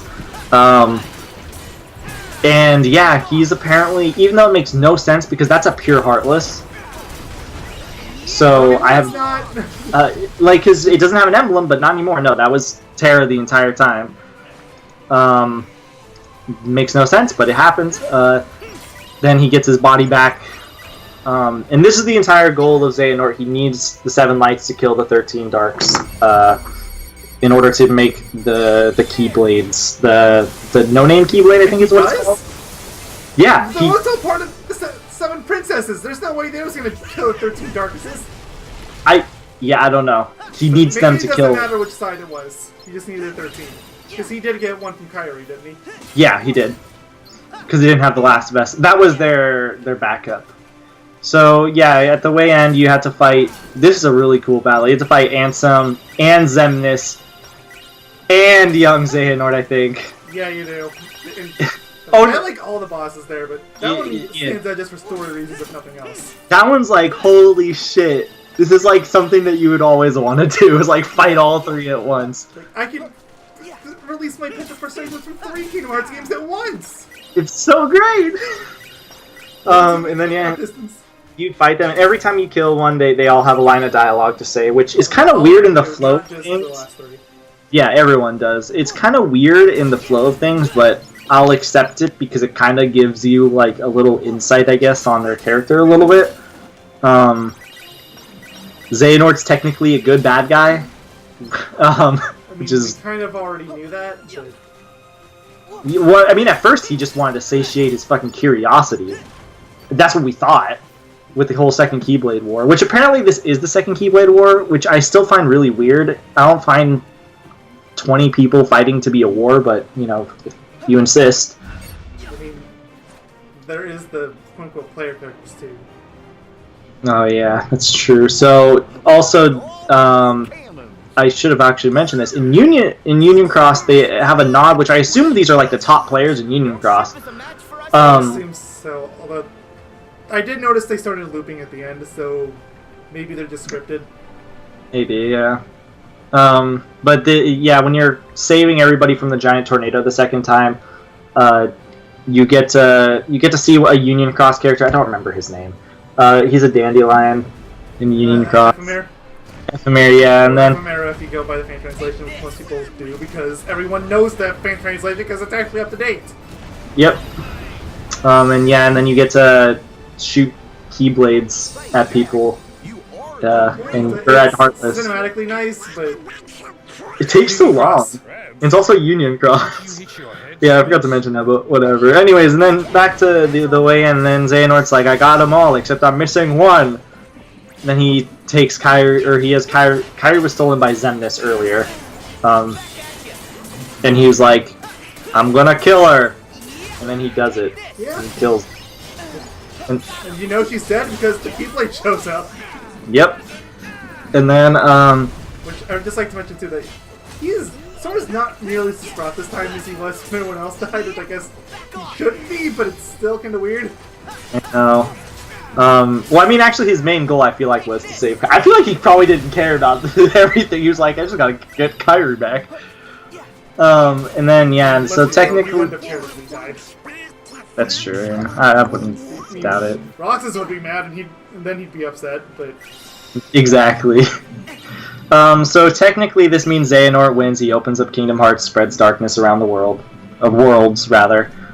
But they realized, oh, well, maybe he's a Link because he can go through time and space and shit. So he's a Link, so we have to bring him to a place where we can contain him and fight him. And that's where we go to, Scala. Or the Stairway to Heaven. And... Give me that name, Cyber, because there's no way I was going to remember the Latin.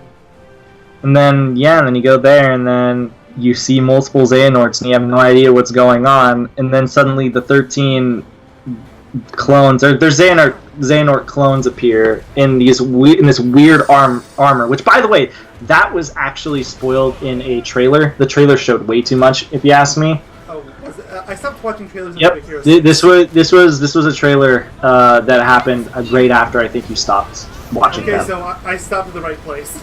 Or actually, debatably, I probably just stopped. They didn't show the battle. They just showed they showed Scala and they showed Xehanort with the 12 other clones of him. And they said it's still too much. I mean, when I saw it, I said, okay, they shouldn't have revealed that. That's literally the final boss. Yeah, and then so you fight the 12 copies. They all share one health bar, I believe, and they're all the 13 darknesses again, or that you were just fighting. They all have similar movesets and stuff, and you get them down to very low HP before Xehanort's like, I'm tired of this shit. And then he morphs them all together and turns into Satan. Convince me that he doesn't turn into Satan. No, because, yeah, it's basically Satan, which also, it has a little hole for his beard at the bottom of the neck. It's pretty funny. I'm not joking. I think his actual fan name is it's Goatnort. I love it. Goatnort. It's great. But, technically this is Armored Xehanort, the new form of him. He doesn't have his no-heart armor, which I'm actually kind of glad that they didn't do again. They gave him a new one, which I like. Yeah, and then you have to do this crazy fucking battle with him, which might be actually my favorite boss battle in the entire game. It would be if there wasn't an underwater section. I still think it's alright for the most part. You can kind of just zone him from a distance, luckily. Which is what I did. Yeah. One nice thing about underwater is that your regular melee attack actually does have a range. Yep. So yeah, and then you do that battle, and then at the way end, Xehanort's like, he still has Kingdom Hearts open in this world, and he's like, this world links all the other worlds. You clearly don't know me very well, because bringing me here was a dumb idea. And then you have to fight him in the true last boss, where he uses the... He actually gets weaker. Yep, and he uses the Keyblade. Not to be confused with Keyblades, the Keyblade. The Greek letter T. Yes, the X blade. You get to fight him with that. Again, another really fucking cool final boss sequence, though the final phase is really obnoxious. It takes really long, and I learned not to like it so much when I had to play through it twice, because secret ending. Yep. And I like the battle theme is like a mixture of the Kingdom Hearts 1 and 2 final boss themes, I think. It's pretty cool. Basically, yeah, you beat Xehanort, and then he's like, you don't understand, I have to reset the world to make peace with everyone again and rid the darkness. That's basically it. Isn't that the excuse he gave Terra back in Birthplace Sleep? Yeah. It was established as a lie? Yeah, but he says it this time around. He's like, I want to restart it, and then Sora's like, no, you're not the person to do something like that. Like, you're like the worst choice for that. And then, Sora's actually not wrong. No, that really is the worst choice. Again, and then, that alone makes him harder than Screen Drop Distance Information. And then Terra comes in, and then he says something to Xehanort, and then Xehanort's like, you sly dog. And then Ericus comes out in Force Jedi form. I swear, this is supposed to be a Star Wars reference of sorts, because it's Mark Hamill voicing him, which, fun fact, also in the toy box, if you listen to Buzz's blaster, it's literally the blaster sound from Star Wars. Just a little fun fact for y'all. I doubt it. I mean, Disney owns Star Wars now, so it's not out of the question. Yep. So yeah, he comes back and says like, "Oh, you did this all wrong and stuff. I told you I was always one step ahead of you," because they were playing the chess game at the beginning, which apparently is supposed to, of course, represent the whole. I mean, we already knew that.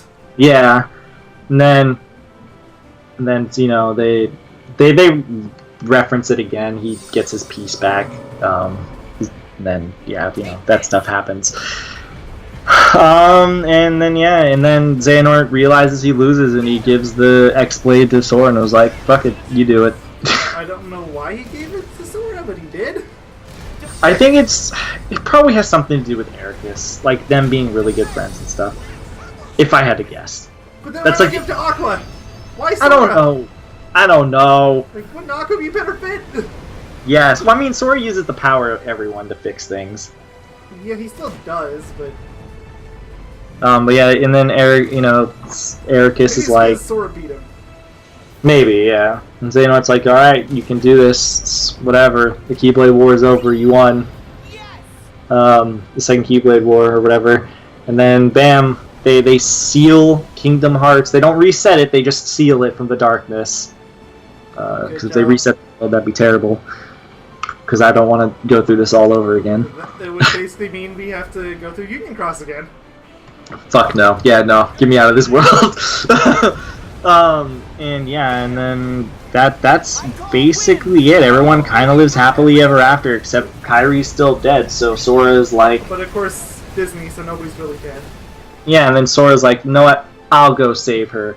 And then he does, apparently, but Sora doesn't come back. But there's also a hint alluding to... that was earlier in the game before the secret cutscene, that Ericus, found a new game, and there was one light from on the chessboard, and that's supposed to represent Sora. And so he saves Kairi. There's no explanation, Probably. just kind of... Yeah, well, no, she does, because remember, in Destiny Island, Kairi's there, but not Sora. Oh, I didn't notice that. Yeah, so Kairi's there, but Sora is... Honestly, I was kind of zoning out of the ending at this point, because I was like, oh, all these assholes. I loved it, but... So basically, Kairi's sitting on the tree with the Papu fruit, and you see Sora, and you think they're both there, and you're like, oh, okay. And then Sora fades away. And they're like holding hands and stuff too, but no, it's just Sora fades away. So Sora's technically Sora's just insane. Yeah, technically not Sora's dead, but he's in like another. Yeah, he's MIA. And he's missing, which is definitely where the next games are gonna take place on. After we talk about the two secret endings, the epilogue and the secret ending, just coming up here. And that's really it. Everyone kind of has a happy ending except for Kairi and Sora. Yeah. Everyone's back together. Some people just kind of appeared out of nowhere. The Keyblade War is over. Yeah, Nominate literally comes in at the way end. I think that was the one that broke Kimmel's back where it's like, okay, really? Yeah, that one was dumb. And then, yeah, they come back, everyone's happy. Isa's good now. Somehow. Yeah, we didn't really talk about this before, but I feel like I need to mention it considering Dreamcraft Distance exists. What does becoming Xehanort's heart actually mean? Who knows? It doesn't mean anything anymore, except for the yellow eyes. Yeah, it really means... And even the yellow eyes mean nothing. Start a coup. That definitely is not something Xehanort would have approved of. No, and... I mean, she never did do it. She didn't, but she would have if somebody else joined. She just wasn't dumb enough to do it on her own. Yeah, well, I mean, Marluxia probably would want to do it. I mean, again, both of them are in cahoots to find his sister, Marluxia's sister. Yeah. But... yeah, so everyone lives happily ever after, and then the epilogue happens. You see Lushu from Union Cross carrying the box. Oh boy, we have to talk about this now. Yep, so he comes to carry the box. He's carrying the box, and then he summons the 5 leaders, or whatever, from Union Cross, the 5 Union leaders. Yeah, you got Isa and Ursa, all of them. Except for Ava. Not all of them, there's one of them missing. But Ava's missing. Yes, that is something that you absolutely cannot watch back cover. I hope you wasn't planning on that. So Ava's missing because Lushu, which is now Zigbar, he takes off the cloak. Yeah. Because they're like, Lushu, is that you? Why do you look so different? He's like, oh, I've been going around a whole bunch of different forms to make sure that my rule has been fulfilled. So he's Zigbar now. Or was Zigbar, I guess. Was just to carry around a box. Yeah, his role was to carry... I think it was to see the second Keyblade War through. Which kind of had no reason to exist, if you think about it. It really didn't. It was just satiating old man's curiosity. Yep. And Ava's not there, and he's like, Ava hasn't appeared ever since I told her my role in the entire thing. And I still think Ava's the betrayer, but... Oh, I absolutely think so, especially after watching that cutscene. It's like, she's the traitor. She betrayed them at that exact moment.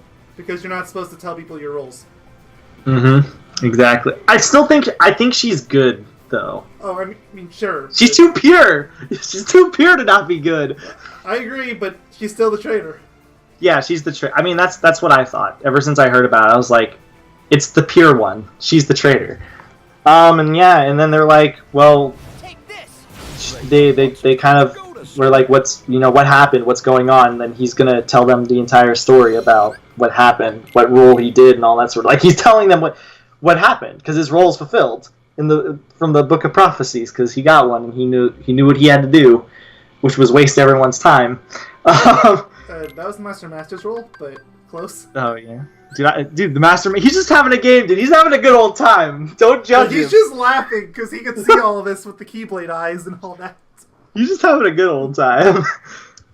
And then in the distance, there's Pete and Maleficent again. They see the box that they were seeking. We think we can fight a 6-on-1 fight. Nah, okay, we'll wait for the sequel. Oh, yep, and that's that, and that kind of leads us to, I guess what people are gonna I think they're dubbing like either the Union trilogy or like the something trilogy or something like that. Something relating to Union Cross trilogy, or not trilogy, but like saga. Yeah, because there's definitely gonna be something following it up. Yeah, because honestly, Kingdom Hearts 3 is like a giant sequel bait, and I hate it. I hate that it is. Oh, it is. It's like they did clear up a whole bunch of things which I'm happy for. But some things just happen so fast that I'm just like, but why? Like, Shion just we all knew it was exists. gonna happen, so I can't be that mad. But I was expecting a really long story that had like a lot of closure, but it just didn't. I And definitely did not expect that. I played Kingdom Hearts for too long. the story is still good. I still think it's good, but there's so much just like stuff that the pacing is bad, and there's just so much stuff that doesn't need to exist. And I mean, the final leg is fucking great, so I'll take that. But yeah, and then we got the Secret movie, which we're in knockoff Final Fantasy 15, or at least Riku's in knockoff. I guess we didn't really discuss that when we were talking about Toy Story, but yeah, there's this video game called Verum Rex. It looks like Final Fantasy 15. But it also has characters from Kingdom Hearts? Question mark? Yeah. So I guess Rex is kind of justified in thinking that one of the characters looks like him. People think this is supposed to be a jab at Final Fantasy 15 because Nomura was taken off the team to finish Kingdom Hearts 3. That'd be really funny if it was true. If it's a jab, because yeah, he was taken off of the 13 verse. Taken off fairly late in development. So yeah, so people think this is like a little jab at that. So I think from what people have said, Sora appears in this thing. He appears in The World Ends With You, like world or something. From the looks of it, from the looks of the city or something. That's what people are saying, at least. And then Riku appears in this game that was in Kingdom Hearts 3. That Rex really wanted a strategy guide for. You couldn't beat Bahamut, man. So either that's going to be DLC or that's a new game. I am almost certain it's a new game. And I'm kind of unhappy about it because I don't want something that looks like Final Fantasy 15. I mean, there was a lack of Final Fantasy at all in this game to begin with. I might be in the minority on this, but I'd actually kind of prefer it if they kind of start walking away from Disney at this point. I don't really think they need that crutch anymore. I mean, I'm going to be honest, I don't know how they're going to use that as a crutch with Union Cross shit anymore. Because if you go into that whole can of worms, technically it exists, but technically it doesn't exist. Oh, it exists. It's just a retelling. So dumb. And then as for which one of them is what actually happened, who knows? I don't know. We're told that it's the original, but we really don't know. I hate Union Cross. That's why I'm kind of not looking forward to the... I am, but at the same time I'm not, because I hate Union Cross. I hate it so much. And the story makes me angry. But I love how basically all your feelings to Dream Drop distance has moved to Union Cross. Yeah, no, Dream Drop. I thought Dream Drop was the worst in terms of story. I was telling you that back when I first finished. It's like, you're going to have a field day when you finish that game, and I was right. I fucking hate Union Cross so much. It angers me to think about that game. Oh, but yeah, that was Kingdom Hearts 3 story. It's okay. It's good. It has fulfilling moments, but it has so many assholes. And it's Kingdom Hearts 3. There we go. It's okay. Good game. Yeah. What if you had to rate it? If you had to put a rating on it? I'm not a rating person, so. If you had to put a rating on it, do it. I need to hear this. 4 Donalds out of Goofy. Alright, it's pretty good. It's pretty good. 4 Donalds is pretty good. Though I'd prefer if it was 4 Goofies out of 5 Goofies, but you know, it's alright. Excuse me. Clearly that means it's 7 Goofies out of 1 Xehanort. Oh, I got you. He's the 7 lights. But if I had to do it, I'd give it a 7 out of 10. The gameplay is great, but the story and the pacing kind of bummed me. But it's still good, but it kind of bummed me at the same time. It's maybe as good as we could have expected. Yeah. Maybe it's because I was waiting for a really long time for a 3rd installment of the game. I haven't really been waiting since. But at the same time, I was gonna say that at the same time, though, given where the story has gone, I kind of expected it. I think I was just expecting a little too much because they had so many threads open that they could have solved, and they did, but a lot of them were solved in the span of like 1 scene. So, and I was kind of expecting there to be a little more, so I was a little disappointed. Shion, Naminé, Terra. Hell, even Roxas too. Yeah, I was about to say it's like debatably even Roxas. Like, Yeah, if you happen to miss that foreshadowing, then he's out of nowhere too. Yeah. It's very easy to miss, so... Yeah, because you said you even missed it until that happened, so... You were like, oh, like, I didn't even think about it, too, until that happened. I was like, oh, okay, now this all makes a lot of sense. That's our long-winded video. Kingdom Hearts 3. It's a good game. Go play it. Yeah. I highly recommend it, despite the fact that Union Cross is involved. Fuck that game. Well, I think Union Cross is gonna somehow be involved with every Kingdom Hearts game going forward. And I hate it! They even made coded relevant. I hate it. I hate they actually it's funny because they had more nods to coded that actually made it more necessary. Hell, the whole Big Hero 6 first boss is literally just virus cubes. Oh yeah, for sure. I noticed Amazingly, that. Donald and Goofy don't comment on. Like I understand Sora because that's not really him, but Yep. even though apparently Sora does know about how he thanked Naminé in there, so maybe he is connected somehow. I give this game Sora taking a selfie fighting Xehanort out of 10. So, Sora thinking is so fighting Xehanort is a 7 now. I see. Whenever we get around to El Primo game, it's gonna be great. When In 30 years, considering all the other games you have to get through. Exactly, but admit it, it's gonna be great taking a selfie. I did it. I took a selfie with Xehanort. I didn't. I could have, but I was I did out it. of pictures. I did it to completely fuck the flow of everything. Because I was streaming it to a few friends. I'm like, I'm gonna ruin. I didn't say anything, but I was like in my head, I'm gonna ruin this for them. So I took a selfie. Fighting Important guys. Oh, I hate it. Oh god, it's so dumb. You can tell how dated some of these little things are. Like, Jesus Christ. But it's a good game overall, luckily. But yeah, I hope you enjoyed listening to our long It was as available heck. for like 2 hours. How long has it actually been? 2.5 hours. Yeah, I was about to say like 2.5 hours. You haven't gotten the game, you definitely should get it. But you know, maybe wait for a price drop because it is Square Enix. But yeah, they price drop things really fast, or they never price drop things. So Square Enix, it's 100% dropping. They always drop their things. They drop them within like a month. But I would definitely get the game as a whole. It's very good. I have the collector's edition. It's great. Deluxe. Yeah, I got the deluxe. I have the spot spread, which I can never hang up because my brother is obsessed with Toy Story, and if he ever sees it, I'm never going to see it again. Oh god. Oh jeez, it sounds That's awful. another reason why I don't like Toy Story very much. I also have the steelbook, which is nice, but I've grown to like. I'm never going to use it though. I'm gonna use it because I might as well. But I prefer the actual. the original. That's why. It's funny because I used to not really like it because I thought there was too much going on, but nah, I like it. It's actually it's fine. I like it. It's good. So we'll see you guys next year, in whatever the hell is being uploaded after this. Who knows? I'm probably gonna replace this with a recon video. Makes sense. Yep. And hopefully you never hear us talking about Kingdom Hearts 3 from this, or at least sparingly from this point on, in our future videos until we actually get to the game 5 million years in the future.